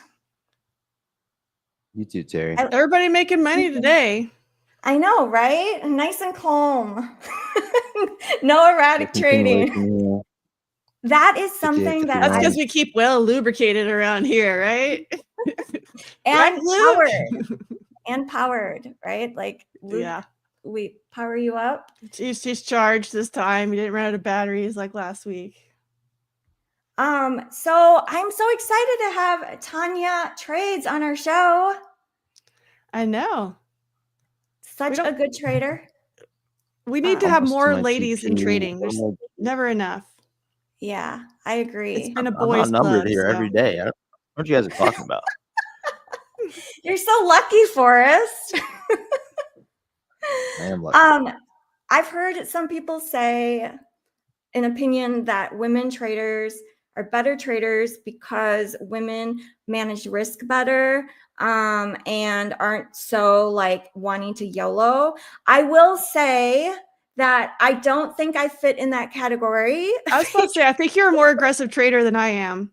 I am very aggressive, and that is something that I am continually working on, right? Like but that's why it's good to have trading friends too, because we got Forrest, who's extremely methodical, and then you on the other side taking a lot of vibe trades sometimes. So yeah, I mean, it's a good balance. It's good to have different influences on your trades. It's when it's another good trader anyway. Yeah, that is something that like the markets and trading has really opened up doors as far as you get to meet so many cool people, and you get to meet people who don't quit, right? Like if you're still trading multiple years later, you have a heart of a champion, because this is not easy to get through like the depths of despair and flames and fire. It's like to get to the other side, you really do have to get through all of that. it's not easy to lose accounts. It's not easy to lose like live money. None of that is easy. And I think if you can get through the other side, the people who are on the other side are so amazing. Like I just I think you have a away. good point here too. I think when you see when you see people like us or anyone else that you're watching, and you know, we're taking our trades today, but we have the battle wounds. You're seeing the good right now, but we've been through it. We've lost massive amounts of money, and we've gone through the emotional turmoil that comes with it and everything. We've been through the turbulence. So yeah. I knew someone that lost almost $1 million within a few days, like big time futures trader. And it's like, right, to experience that and to still trade, it's a lot. So when you see people who are able to get payouts and are making money from trading, sometimes people don't see all of the difficulties that everyone goes through. I don't know a single trader that hasn't gone through terrible times. I just haven't. It doesn't exist. And when I see someone saying like they're this perfect trader and they have like 100% win rate, I'm like, oh my God, just run away from those people, because it is not real. The only way to approach, I will say, you can approach exceptionally high win rates if you, what's the word I would use? Not discretion. The only way to approach it a crazy high win rate, because I've had some months with crazy high win rates, but I also took like 10 trades, right? You have to be only playing A setups. If someone is a scalper, okay, and they say they have a crazy high win rate, they're lying, right? If you're a scalper, because I've scalp mode, I've scalped and been profitable as a scalper. Your win rate as a scalper is going to be close to 50%, just due to the rule of numbers, because you're playing around volatility. It's going to be like 50-55% if you're good, and you'll be profit. I mean, you can have a high profit factor, but you're going to get stopped out a lot. If you're somebody who's, as you get closer to swing trading, it's a spectrum, you got scalping and swing trading. As you get closer to swing trading, you could have win rates around like 90% for sure. But those people are in like, you know, you might be in a trade that makes you 100K, but it was one trade, you know, it was just, and then you might take another trade, you know, in a month later. So, but those people are just waiting for like the perfect setups. But yeah, I'm highly skeptical. But I've just seen so many people's like trade reports too. Just because I run a community and I've coached people, it's just like, yeah, it's easy to smell out the bullshit real fast. Thanks, Forrest. Hi, Luke. Hello. I've got a couple of very special guests to join us today. I got some very special giveaways of some free resets that are going to be coming out. Not only free resets, what am I saying? Free sim-funded accounts. That's right, all the way to the top for this next segment. I'm putting a link in the chat with code YouTube. I have 5 free sim-funded accounts to give away. Anybody who purchases in the next 20 minutes has a shot at winning 2 of those resets. And our very special guests joining us, Miss Tanja Trades, Mr. Ash Trades, are going to pick the other 3 winners of free sim-funded accounts. So, Forrest, I would like to bid you farewell. Luke, I would like to bid you farewell. Ash and Tanja, welcome.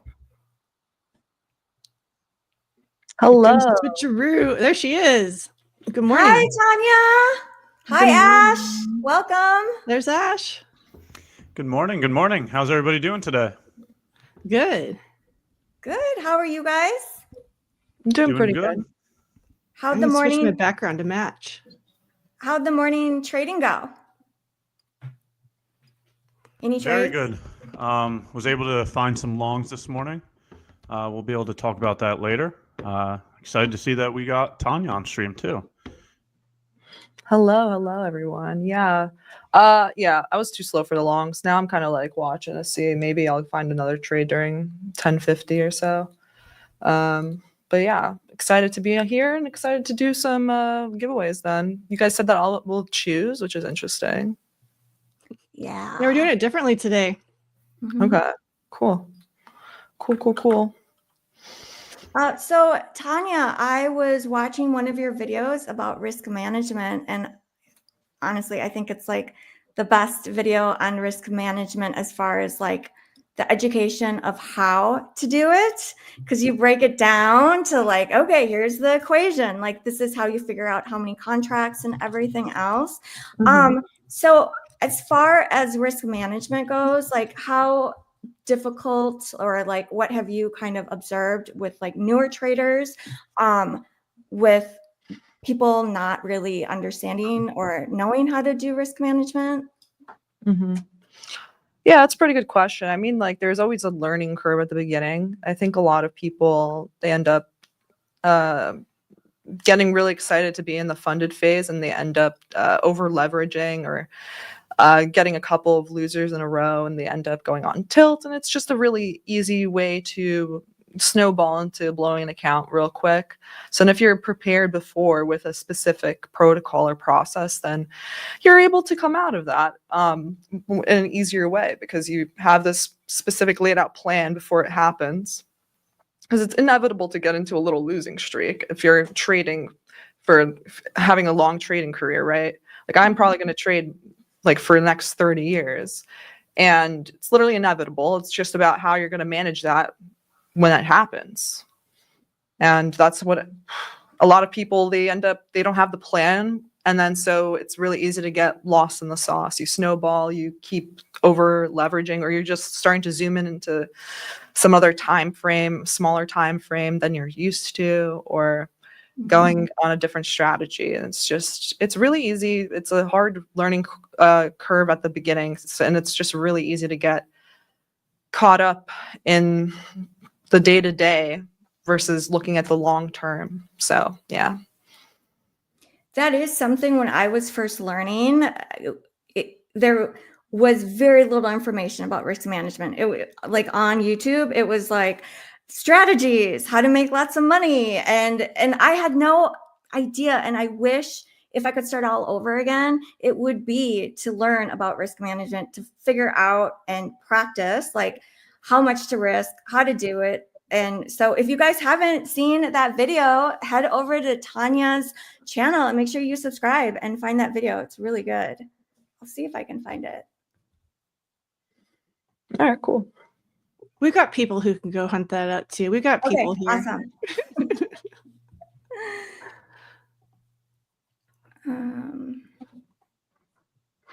I saw one of your posts, Tanya, and it was so inspiring on X, about how a few years ago you were walking dogs. Yeah. Share with us. Tell us a little bit about that story.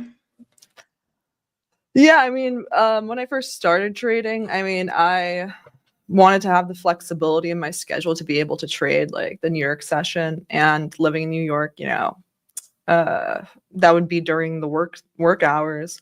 So I basically ended up just doing a ton of different odd jobs to support myself while I was in that stage of learning, and like, you know, the beginning stage where you're paying market tuition to learn, you know, you're losing money. So yeah, it would be personal assistant work, tutoring, walking dogs, like reselling Taylor Swift merchandise for profit. Like, I was flipping things, you know, anything and everything, because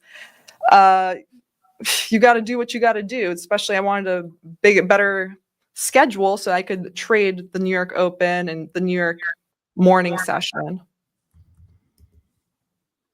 Yeah, you have to do what you have to do to make it happen. And we were just talking about earlier about how once you meet traders who are successful on the other side, like everyone has a heart of a champion, because you have to put up with so much crap and get through so much hell to be on the other side, and you just don't give up, right? Like, I think this is not for the weak. It's not. No, it's not. And you either have, if you're not tough yet, you got to get tough.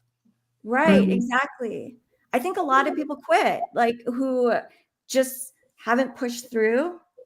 And that's probably why the statistics are so bad, maybe, like, because I really believe that a lot of people, if they just like keep pushing through, they will eventually get there, right? Like as long as you're practicing. Yeah, we think if we learn how to read charts that we're learning how to trade, but that's just learning how to read charts. That's only one of the skills of the job. That was my shock, is that there's actually more to it. So a lot of mental game. So Tanja, if you were to give advice to someone that's just getting started with MyFundedFutures, like what would you say to them? I would say like there's a learning curve with everything, and like don't be too hard on yourself. But at the same time, you know, if you end up blowing accounts, it's like literally inevitable to blow up a few accounts when you're learning and when you're in the process stage. And to, you know, don't be too hard on yourself, but also assess what mistakes you might have made. Like I think a lot of people end up making a mistake and it's a pattern typically. You know, everyone has their own pattern, everyone has their trigger, and that typically happens every time. Mm-hmm. And instead of either being too hard on yourself, or I was talking about this the other day, I don't like the fact when people are like, I'm going to take a break. Because a lot of times they're doing that just to avoid the problem. And they think that taking like a few days off or one day off is going to fix anything. It's not. It's just going to be there the next time and you'll forget about it or you'll repress the memory. But instead, you know, do a cool down session. And then when you're back to even keelness, you have to review what happened, but be neutral about it. Like when you're criticizing yourself, don't be too harsh, be neutral. And then when you do something right, you know, give yourself a pat on the back. And that way you're literally conditioning yourself like to be a better trader in that sense, versus if you're making it too hard of a mental game, too much pressure on yourself during the other way. So yeah, that's what I would say. Pretty much monitor your expectations so that you know, hey, there's a chance that I'll have a bad day. And if you expect that, then you'll be able to stop the bleeding before it turns into a gusher. So yeah, that's my advice. You're talking about, you know, making sure you celebrate your wins. I think that's a big thing as traders. We're so hard on ourselves when we lose. I think we take it really personally, like we did something really wrong, even if it's just in our statistics. So do you put a lot of effort into making sure that you celebrate your wins too, at least as much as you? Yeah, I give myself like a little pat on the back. I'm like, that's basically it. I'm like, all right, I did a good job. Like after every trading session, I like to look at, did I follow the plan? And if I did exactly what I said I would do, and I followed everything and I still made a loss, it's still good. And if I followed everything to the T, executed perfectly, and it was a great day, you know, I'm like, yeah, objectively, was on my A game. Like I'm thinking A game, A+ game, B game, C game, you know. I like to look at the end of the session, where was I? Was I good at performance, or was I kind of sloppy and the market just like was forgiving? There's a difference in that regard.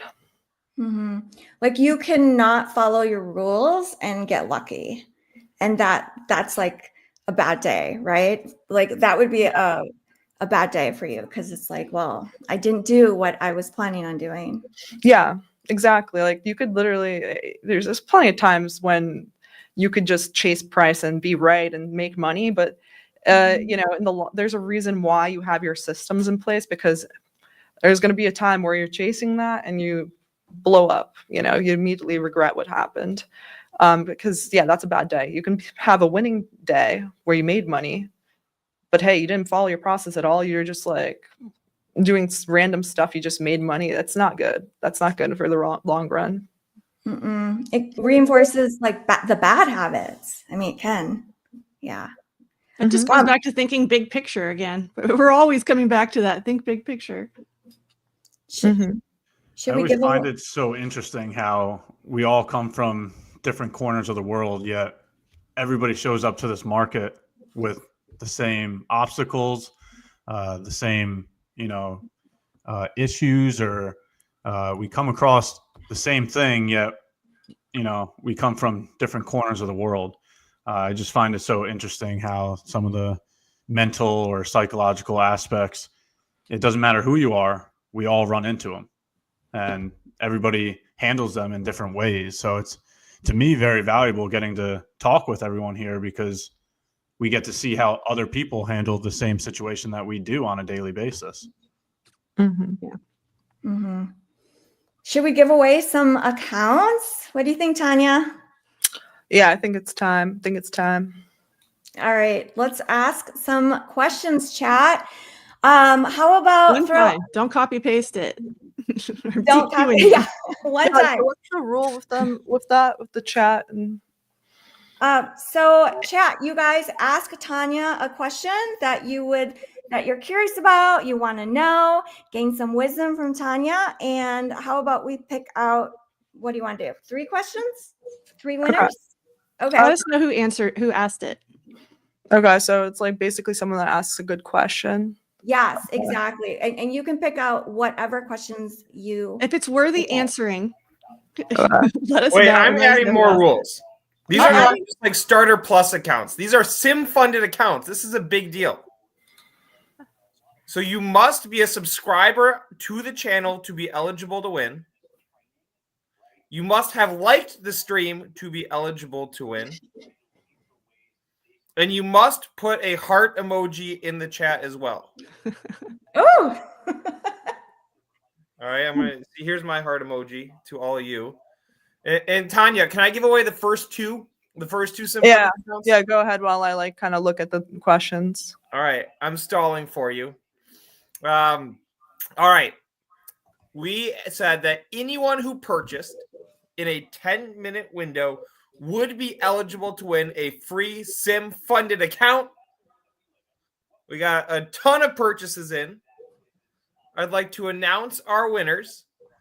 Mr. Jaden out there, first name Jaden, you are the recipient of a sim funded account off your starter 50K purchase. Congratulations. Winner number 2, Angel, picked up a starter plus 50K account, and Angel is going away with a free sim funded account. But wait, there's more. Okay, people, there's more. You see on your screen, code YouTube will get 50% off for any new user. So if you've never worked with MyFundedFutures before, code YouTube will get you 50% off of any plan. No activation fees ever. So for as little as $48, you get started with the firm that all 4 of us love, have tried, and tested. Whew. Did I stall enough for you, Tanya? Yeah. All right. Yeah. So I think I liked this question. I took a picture. It's like Nahal 001. Let me see.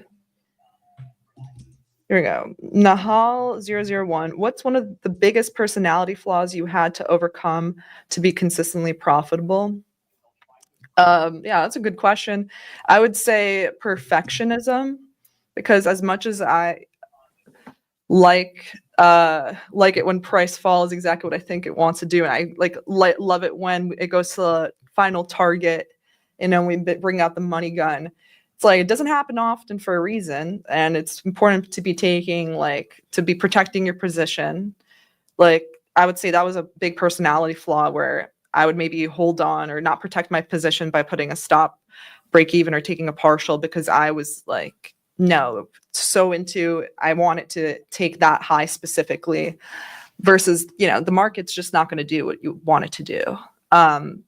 Or in the perfectionism, like wanting that perfect entry and the perfect execution. Like you could be very average, very mediocre in your entries and still make a lot of money as long as the risk is defined.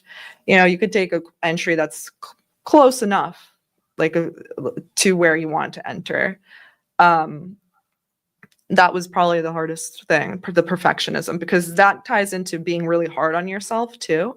Like, you can't ignore the fact that the reason why you have that personality trait was because it served you in the past, right? So that's one thing, is like perfectionism allows you to be like super into self-improvement and looking at what can I do better? But on the other side, it's too much. And like, you just got to focus on that risk reward and taking the setup and making money at the end of the day. You don't have to be perfect. Yeah. Like don't win the battle and lose the war. Yeah. Oh, I like that one. Yeah, I like that's a good quote. Yeah, so true with perfectionism, how it serves you and that's what helps you excel in so many different areas, and then it's like too much of a good thing. Can be too much of a good thing. Like water. Drinking too much water can be like the same thing. Yeah. Yeah, exactly. Like you can get water poisoning or whatever if you get too much. Yeah, too much too quickly. Mm-hmm. Are you looking at the oh, you're looking at questions. Yeah, I'm looking at the chat for more questions. Let's see here.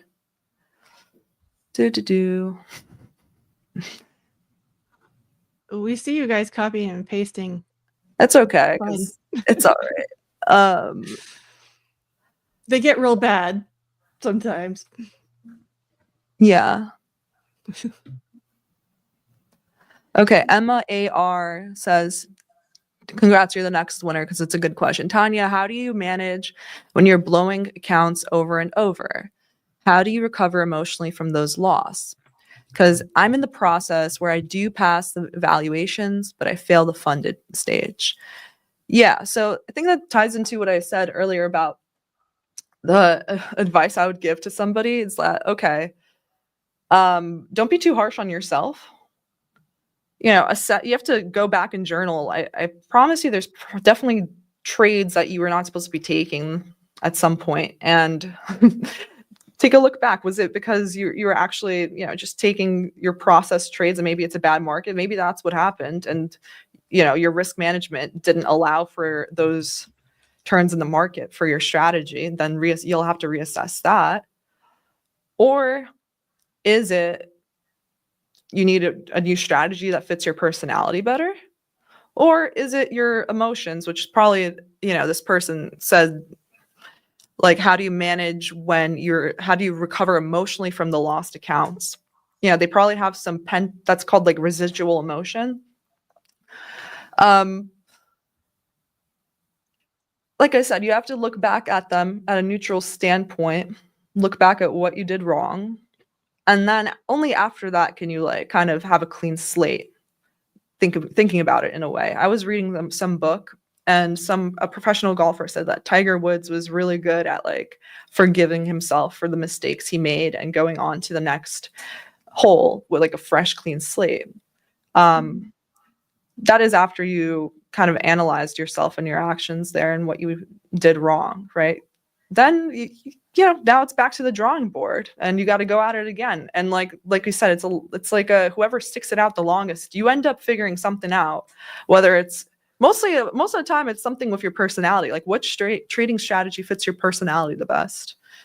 Because some people love scalping, some people love taking like 10 points moves in the NASDAQ, which I personally do not love, right? I'm okay with like 50 points or to 100 points typically, but I'm never really taking trades for just 10 points. But some people love that and they'll take 5-10 trades.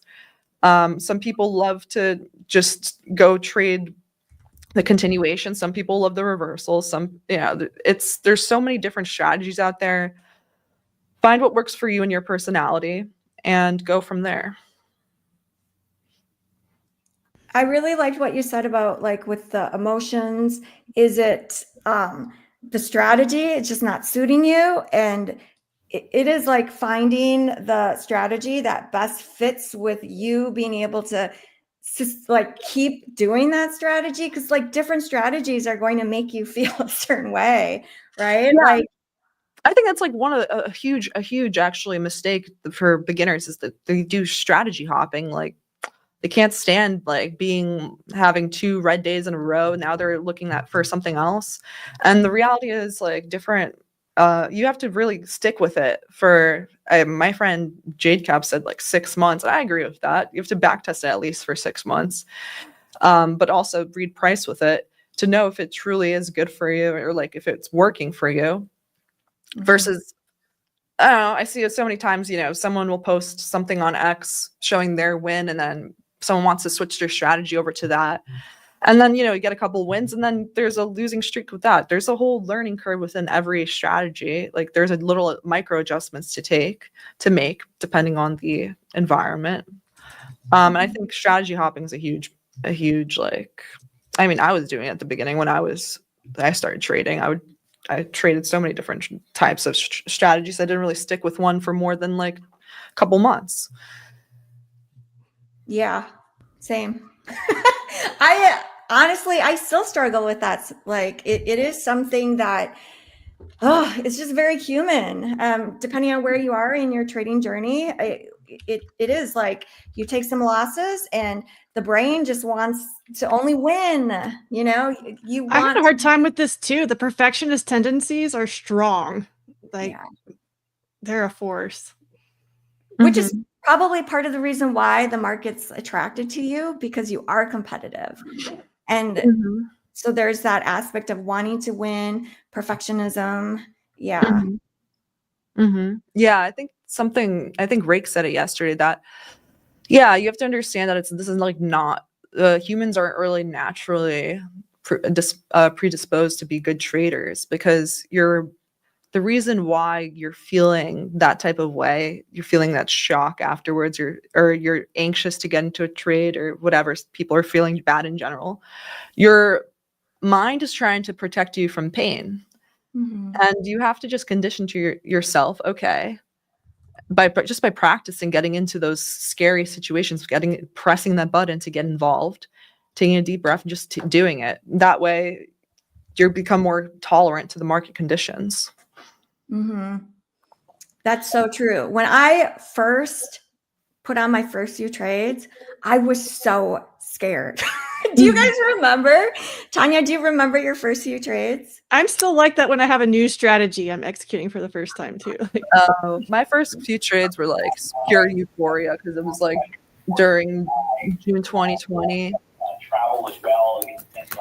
I ended up, my first trade actually was Nikola. Classic. SPAC, like it literally went from like 15, like I actually bought it at $7 and it went all the way up to 70, and I had 2 shares. I made like what, $80 or something like that, and I was like, oh, this is easy. That's rude awakening later on. But during 2022, the bear market, crazy, because during 2020 and 2021, if you're just long anything, you were making money. So my first couple of trades were just euphoria, and I was pretty careless in my risk management, because I was just like buying things and holding, and that we were spoiled there for a while. Yeah, exactly. But futures was a little bit different in that regard, that it moves a lot faster. It took a while for when that volatility kicks in for me to be able to just get involved, and some days you are a little trigger shy. Like then you look back and see, okay, I should have gone in there, and that would have been like this kind of risk reward, and see how long the trade would have taken to play out. I think I have one more to choose, right? Yes. Okay. Let's see.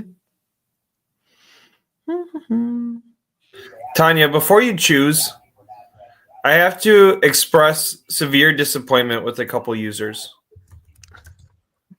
We have a couple people who are watching. They're soaking up all this education, the psychology advice from yourself, Barbie, Terry, my, charm. That's all I have to contribute. And they haven't subscribed to the channel yet. Crazy. Don't let us be disappointed in you. Yeah, hit that like button, hit that subscribe button. And if you haven't gone over to Tanya's channel and subscribed, we're even more disappointed. Here, Mr. Mocha. I like that one. Mr. Mocha.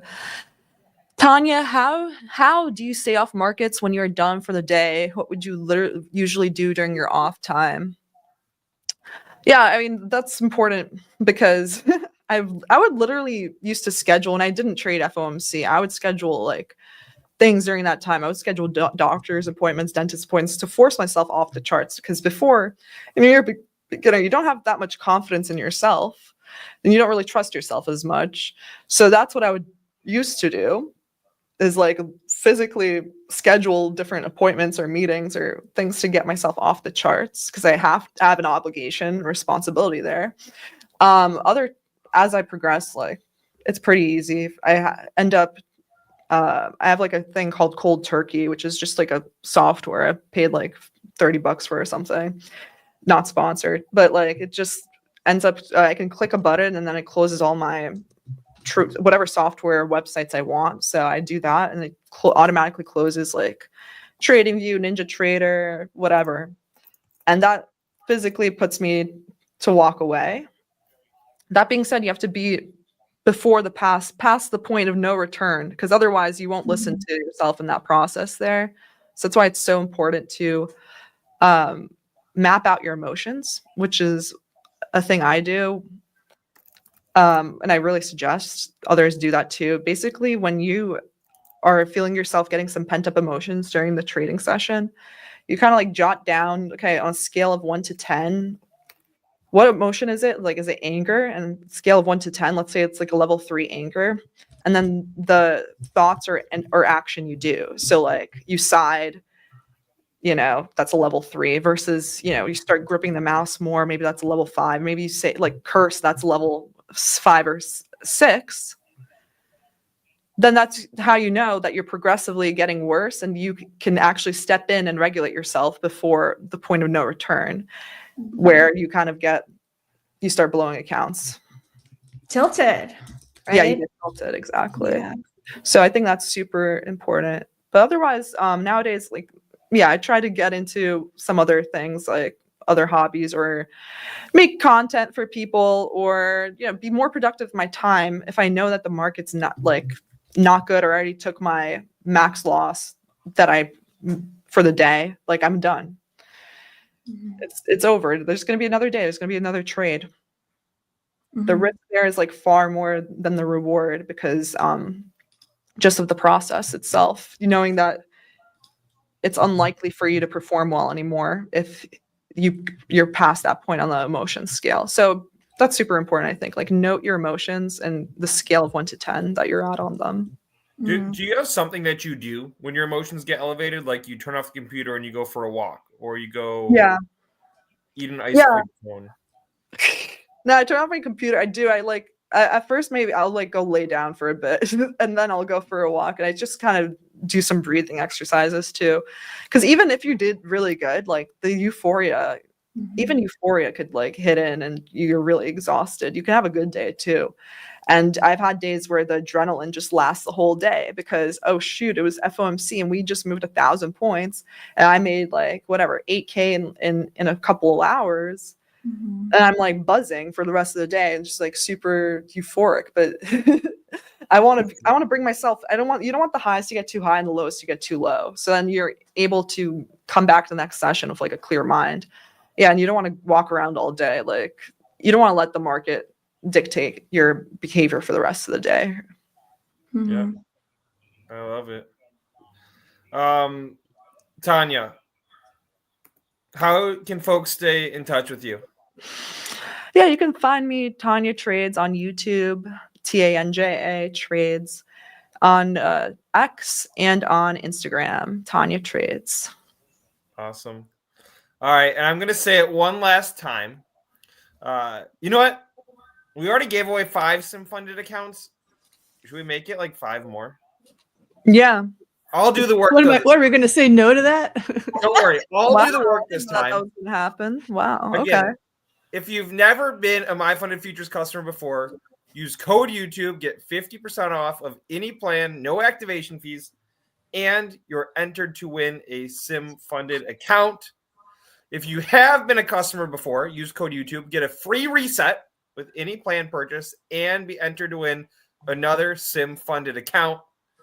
Results will be announced at the top of our show tomorrow morning, 9 a.m. Eastern. So be back, and we'll be giving away more accounts to you purchasers. And make sure you head over to Tanja's channels. Thank you for joining us. Thank you, Tanja. Yeah, Thanks for coming. Yeah, thanks for having me, you guys. Woo! All right, I'd like to welcome our good friend, Mr. Ash Trades, back onto the stream with us.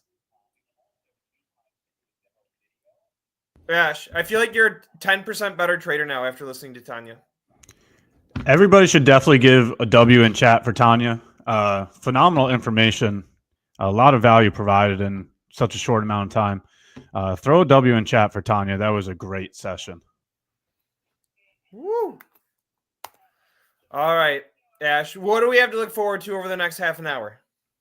I'm going to be reviewing a trade from this morning.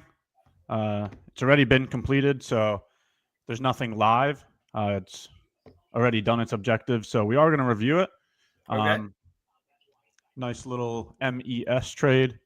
A lot of people I already saw in chat caught it as well, so it looks like the 10:30 to 11:30 segment is benefiting a lot of people, and I think a lot of people will be able to recognize it when we go over it. Can I share my screen for a second, Ash? Yeah, please do. All right. I get a lot of hate mail. This is the winner of today's. If you are the individual who created this image, you win a free 50K Starter Plus account. I'll also throw out this bounty. Whoever creates the most interesting photoshopped image of Ash over the next 24 hours, shares it in their social platforms, and sends us a screenshot of the shared photoshopped Ash, you will win a free 50K Starter Plus account. The best one.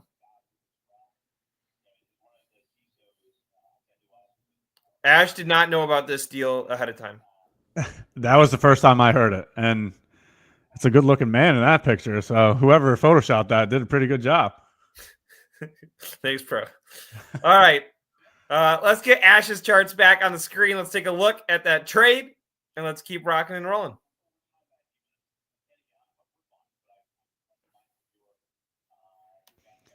Perfect. Yeah, let's take a look. All right, so the segment's going to be a little shorter today for a good reason. We had some phenomenal guests. So I'm just going to quickly go over a trade. We only got about 25 minutes here. For anybody that took the trade, throw a W in chat, because I know just looking at chat throughout the session, it looks like a lot of people were able to capture the longs. So let's go through it real quick, and let's take a look. First things first, we're going to get out here on the daily chart. And this is how we can complete the game plan every single day. Again, it's going to sound real repetitive. That's because the way that I execute my model is the same thing every day. So being able to clearly identify this logic, being able to clearly execute this logic is where the edge comes from. All right, so let's take a look. First things first, getting a bias from the daily chart. Okay, the way that I get a bias, I get it from the daily chart. Bullish biases come from bullish imbalances, or FEGs, whatever you want to call them, and swing lows. So when price is currently located at a bullish FEG or a swing low, I have a bullish bias.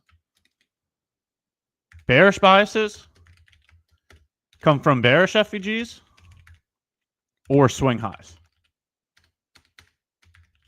Okay, so very simple logic and very easy to identify. You can see it here, right? So ES tapped into a daily bullish FEG, right? Seeing the FEG is a 3-candle pattern, right? So look at the Friday candle, look at the Monday candle, look at the Tuesday candle. Seeing that the first candle and the third candle do not overlap, that's where the imbalance is. So this is the FEG here, the shaded area. And notice how we tapped into it today, earlier this morning. So that provides a bullish bias. That's the first thing. The next thing is having a clear draw on liquidity. Okay, so the game plan that I use in terms of executing is time being the most important element. We need to be aware of high impact news drivers, and we want to participate at the opening times. Then we look for bias or draw on liquidity. To me, those two things mean the same exact thing. Okay, I just explained a bullish bias. And now let's point to some equal highs or equal lows. Okay, we're going to point to equal highs for this game plan because we had that bullish bias. So heading into today's session, we had these equal highs here. And we spoke about equal highs before. We always want to see the right side be the failure swing. Right, so notice, oh, hold on. This is what we want to see, the right side be the failure swing. So notice how this high here, the 7 a.m. high, is a failure swing compared to the 3 a.m. high. So that looks like a good draw on liquidity. All right, equal highs or equal lows. Obviously, when you're bullish, you want to use equal highs. When you're bearish, you want to use equal lows. And then to round out the game plan, then you use an entry function, right? And the entry function that I use is the unicorn model. For anybody that's not aware of the unicorn model, it's simply a breaker block plus an FVG. Okay, so bullish bias from the daily chart, equal highs from the hourly chart. Using that logic, during New York Open, we're looking for a breaker block plus an FVG, this right here. Okay, a swing low, a swing high, a new low, then a new high. The bullish breaker is always going to be an up close candle found in this leg here, the initial swing high to initial swing low. Okay, so now we can easily point that out. Right, you can see it here. Swing low, swing high, new low, new high. And lastly, you want to see an imbalance overlapping the breaker block, right? So we need an FVG inside of the breaker block. You can see the FVG here as well. So notice how this looks like the same exact position that we took yesterday on stream. That's the point. It's going to look the same. Okay, so very clean bullish unicorn with very clean equal highs. And you can see here, 935 provided a beautiful entry, and then it ran to the target. Go and compare this position here to yesterday's trade.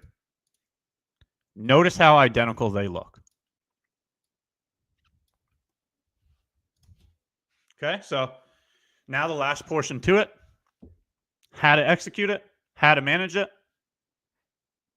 First things first is in terms of executing, I enter at the beginning of the breaker, right? So look at the position indicator tool here. Notice the entry is aligned with the beginning of the breaker. So entries at the beginning of the breaker, stop loss at the low.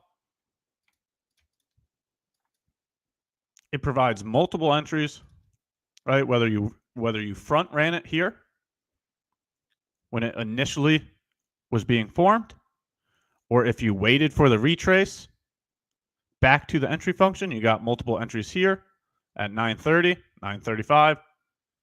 Then it runs to the target. Beautiful entry there. All right, and we'll go back to yesterday as well.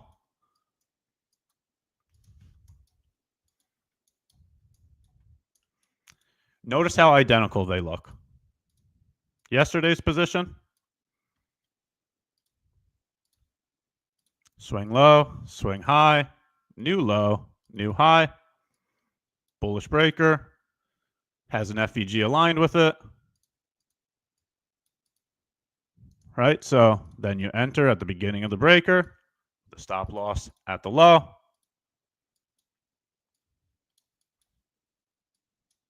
aiming for 2R.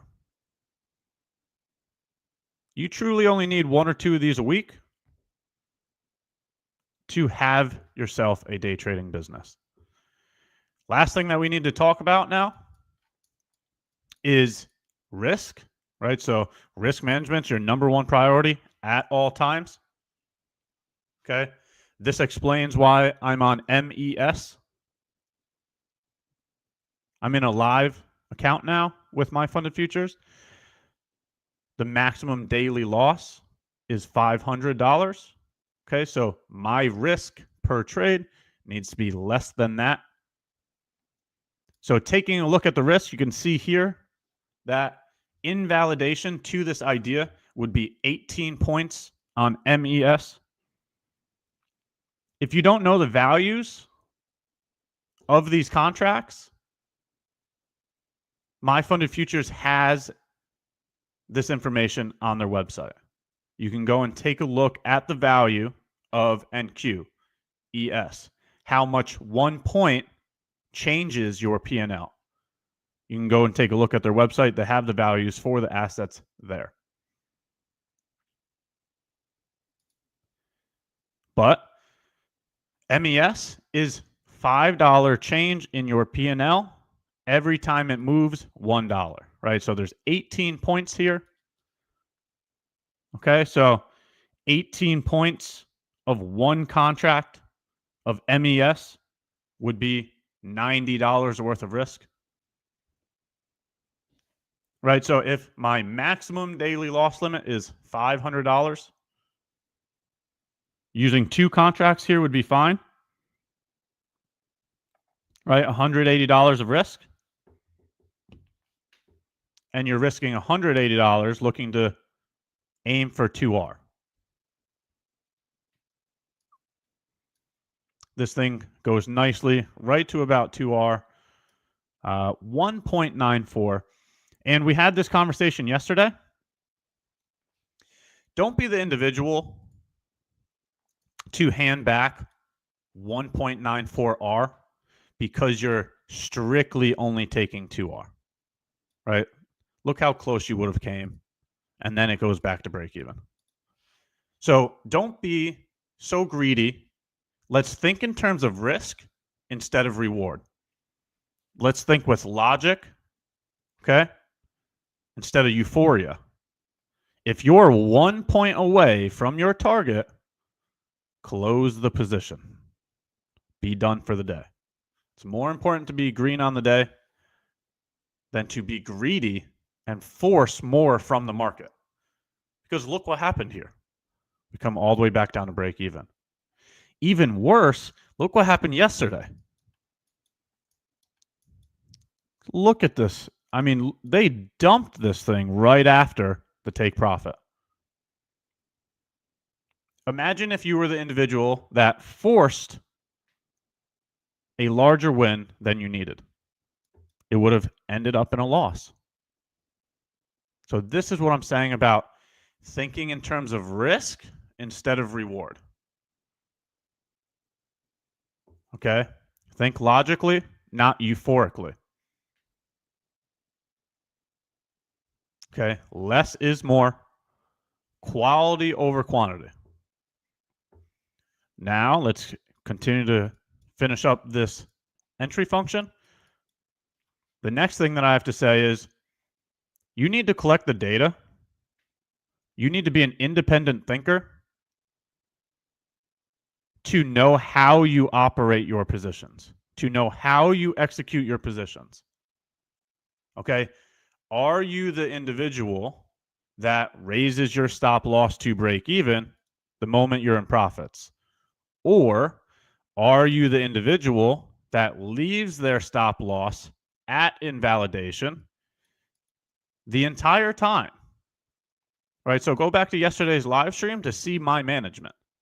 You can see that during yesterday's position, I never moved the stop loss. Okay? I had an entry here at 935. It went nicely into profits, right? It went all the way to plus 1.4 risk to reward. Okay. I did not raise my stop loss to break even. I left it where it was. And instead of raising my stop loss to break even, when I was at the target, I closed it. Now, I'm not saying what's right or wrong. What I'm saying is you should collect enough data to know how you best operate. Are you better at leaving your stop loss at invalidation and closing it when it gets to take profit? Or are you better at raising your stop loss to break even when you're in profits? Because the answer is there is no right or wrong. The only answer is that you should define your model, understand how you execute, define your risk, and implement your risk management with discipline.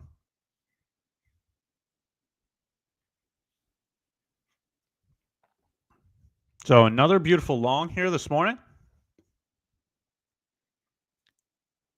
There's all of your logic to the decision making, right? We need to understand this logic, and it's going to repeat itself. So you're going to think that my information is very boring because it's the same information day in and day out. That's because that logic has gotten me to this position today. It has been profitable for me. But we need to know this logic because that's what helps our decision making. We need to know this logic because hindsight does nothing for us. You need to know how or why you're going to do something before you do it. If you're only looking at information through hindsight, you're never going to catch these profits because you need to be in the position beforehand. Okay? So throw a W in chat if anybody was able to capture this long this morning. Same exact logic as yesterday. Bullish bias, equal highs as a target, very clean bullish unicorn. I saw that a lot of people in chat were able to capture this long. Same thing with my community. We were able to capture this long in my community as well. And feel free, go ahead and check on the back end. I was able to get a second winning day in a row to begin the live account. Live account is nicely in profit now, simply by having discipline in the model. Now, this is where I have hit my maximum risk on the week. So a lot of people ask me, how many trades do you take a day? How many trades do you take a week? I take 1 trade a day maximum. I take 2 trades a week maximum. So I'm done for the week. That's it for me. No greed, no euphoria, no fear. Discipline in the rules is what it comes down to. Now, you can continue to keep showing up. You can continue to keep collecting data every single day of the week. You don't need to risk to do that, right? So I'm still here today.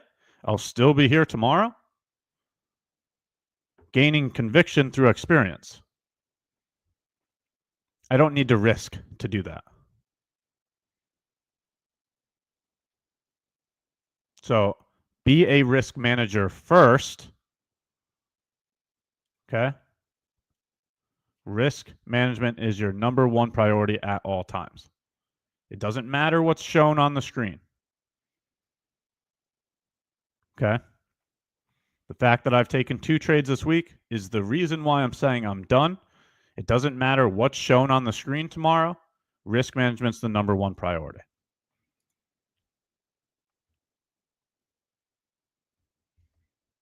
All right. So if you have any questions or comments, feel free to throw it in chat. While you're at it, like the video, sub to the channel, turn the notifications on. That way you can be notified for when we go live again. We're doing this every single day of the week.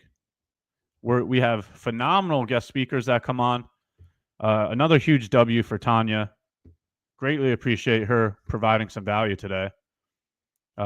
Rake as well the day before. Phenomenal guest. We're providing value through guests that come and speak on stream, showing trades, doing giveaways every single day of the week. So we got about 8 minutes to go over some questions and answers before we wrap up the stream for today. Let's say you've taken 2 trades per week and lost both of them, and the next day you see a plus setup. You still don't take the trade? Once again, it doesn't matter what's shown on the screen. Risk management is the #1 priority. Win or loss. It doesn't matter the outcome. The outcome is a byproduct to your process. 2 losses on the week, I'm done. 2 wins on the week, I'm done. 1 win, 1 loss on the week, I'm done. The results don't matter. The process does. Be process driven, not results driven. If you say that you only take 2 trades on a week, it doesn't matter what the outcome was of those 2 trades. You should only take 2 trades on the week. Your actions should align with your words. What specific price action signals, contextual clues help you anticipate whether a breakout is likely to continue with momentum or reverse into a trap? I accept the risk before the risk is taken. So everything that you just heard me explain in terms of my model is how I get into a trade. Okay? Once I've developed a trade, I assume the risk and I accept the risk before I enter the trade. Once I've entered the trade, all hands off. At that point in time, there's only 2 outcomes. Invalidation, which would be a stop loss, or validation, which would be plus 2R. That's the moment in time where you allow the probabilities to play out. Price can and will do whatever it wants whenever it wants to. You can't control that. Doesn't matter what type of analysis you do, price will do what it wants to do. So there are no contextual clues. Okay. I provide logic to my decision making, and that's what I continue to keep going over here daily. I assume the risk before the risk is taken. Once the risk is taken, I then allow the probabilities to play out.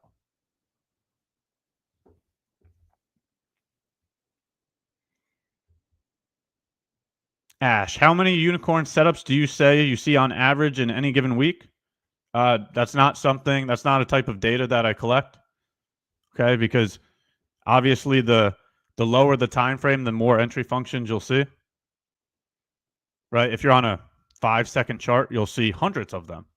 If you're on a 1-minute chart, you'll see hundreds of them. If you're on a 5-minute chart, you'll see less of them than a 1-minute chart. So there is no average to collect there.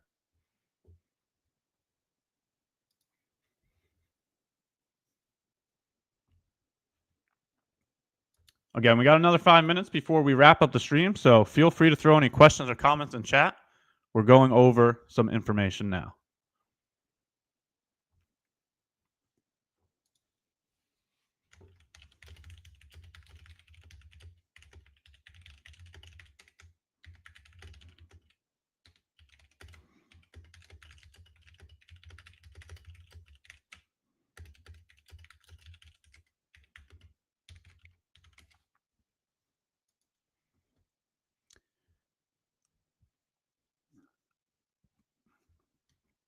Let's see. Ash, what initially got you into trading, and how has it changed who you are as a person, even in your everyday life? I have been working for a very long time. I had a full-time job in an insurance company. While I was in college, I was working a 9-to-5 office job. That office job had a 401k, right, like a retirement plan. Contributing to that 401k, I was sitting there thinking to myself, where's my money going? I wanted to know where the money was going. So once I figured out that it was being contributed to a 401k, that's what made me look at the market. So that's what made me start looking at the market, because I needed to know where that money was going. Then obviously, once you type anything into Google, you get pretty much any answer you're looking for. So That's when day trading came across. And I must say, this market is truly a mirror of your personality, your character traits, because it will teach you patience. It will teach you if you're impulsive. It will teach you if you do your due diligence. It will teach you a lot of things. And those character traits I've carried along throughout my life ever since. It has made me a lot more patient. It has made me a lot more disciplined. It has definitely shaped my thought process about money. Okay, so it has definitely played a role in day-to-day life as well. Ash, if I'm impatient, should I build patience or do I trade lower time frames? First of all, you definitely need patience. Time frames have nothing to do with that. Okay, if you're impatient, do things off of the chart to work on patience. Right, a couple things to work on would be reading. A lot of people can't sit still long enough to, read a book. That would be one way to work on patience. Another way to work on patience is when you're having conversations with people, let them talk first and let them finish their conversation before you interrupt them, before you have your 2 cents in the conversation. A couple ways of working on patience outside of the chart that will carry over into the chart.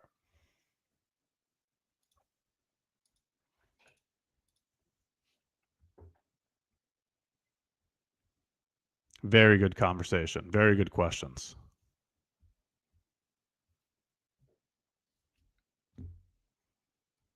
I do really appreciate all the questions. I do want to take a moment to say thank you. Getting to be around like-minded professionals, getting to go over this information daily is really providing a lot of value. If we were doing this on our own, then all these experiences that we get from everybody else, we wouldn't get to learn from them.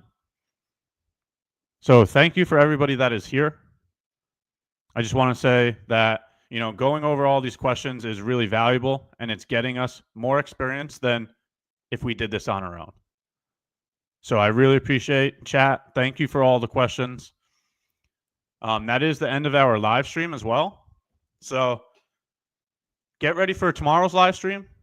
We'll be right back here tomorrow as well. Same time, same place. Let's continue to keep relentlessly working and learning every single day. We gain that conviction through experience. So let's keep showing up. Let the work prove the value. Let's continue to keep working and learning every single week.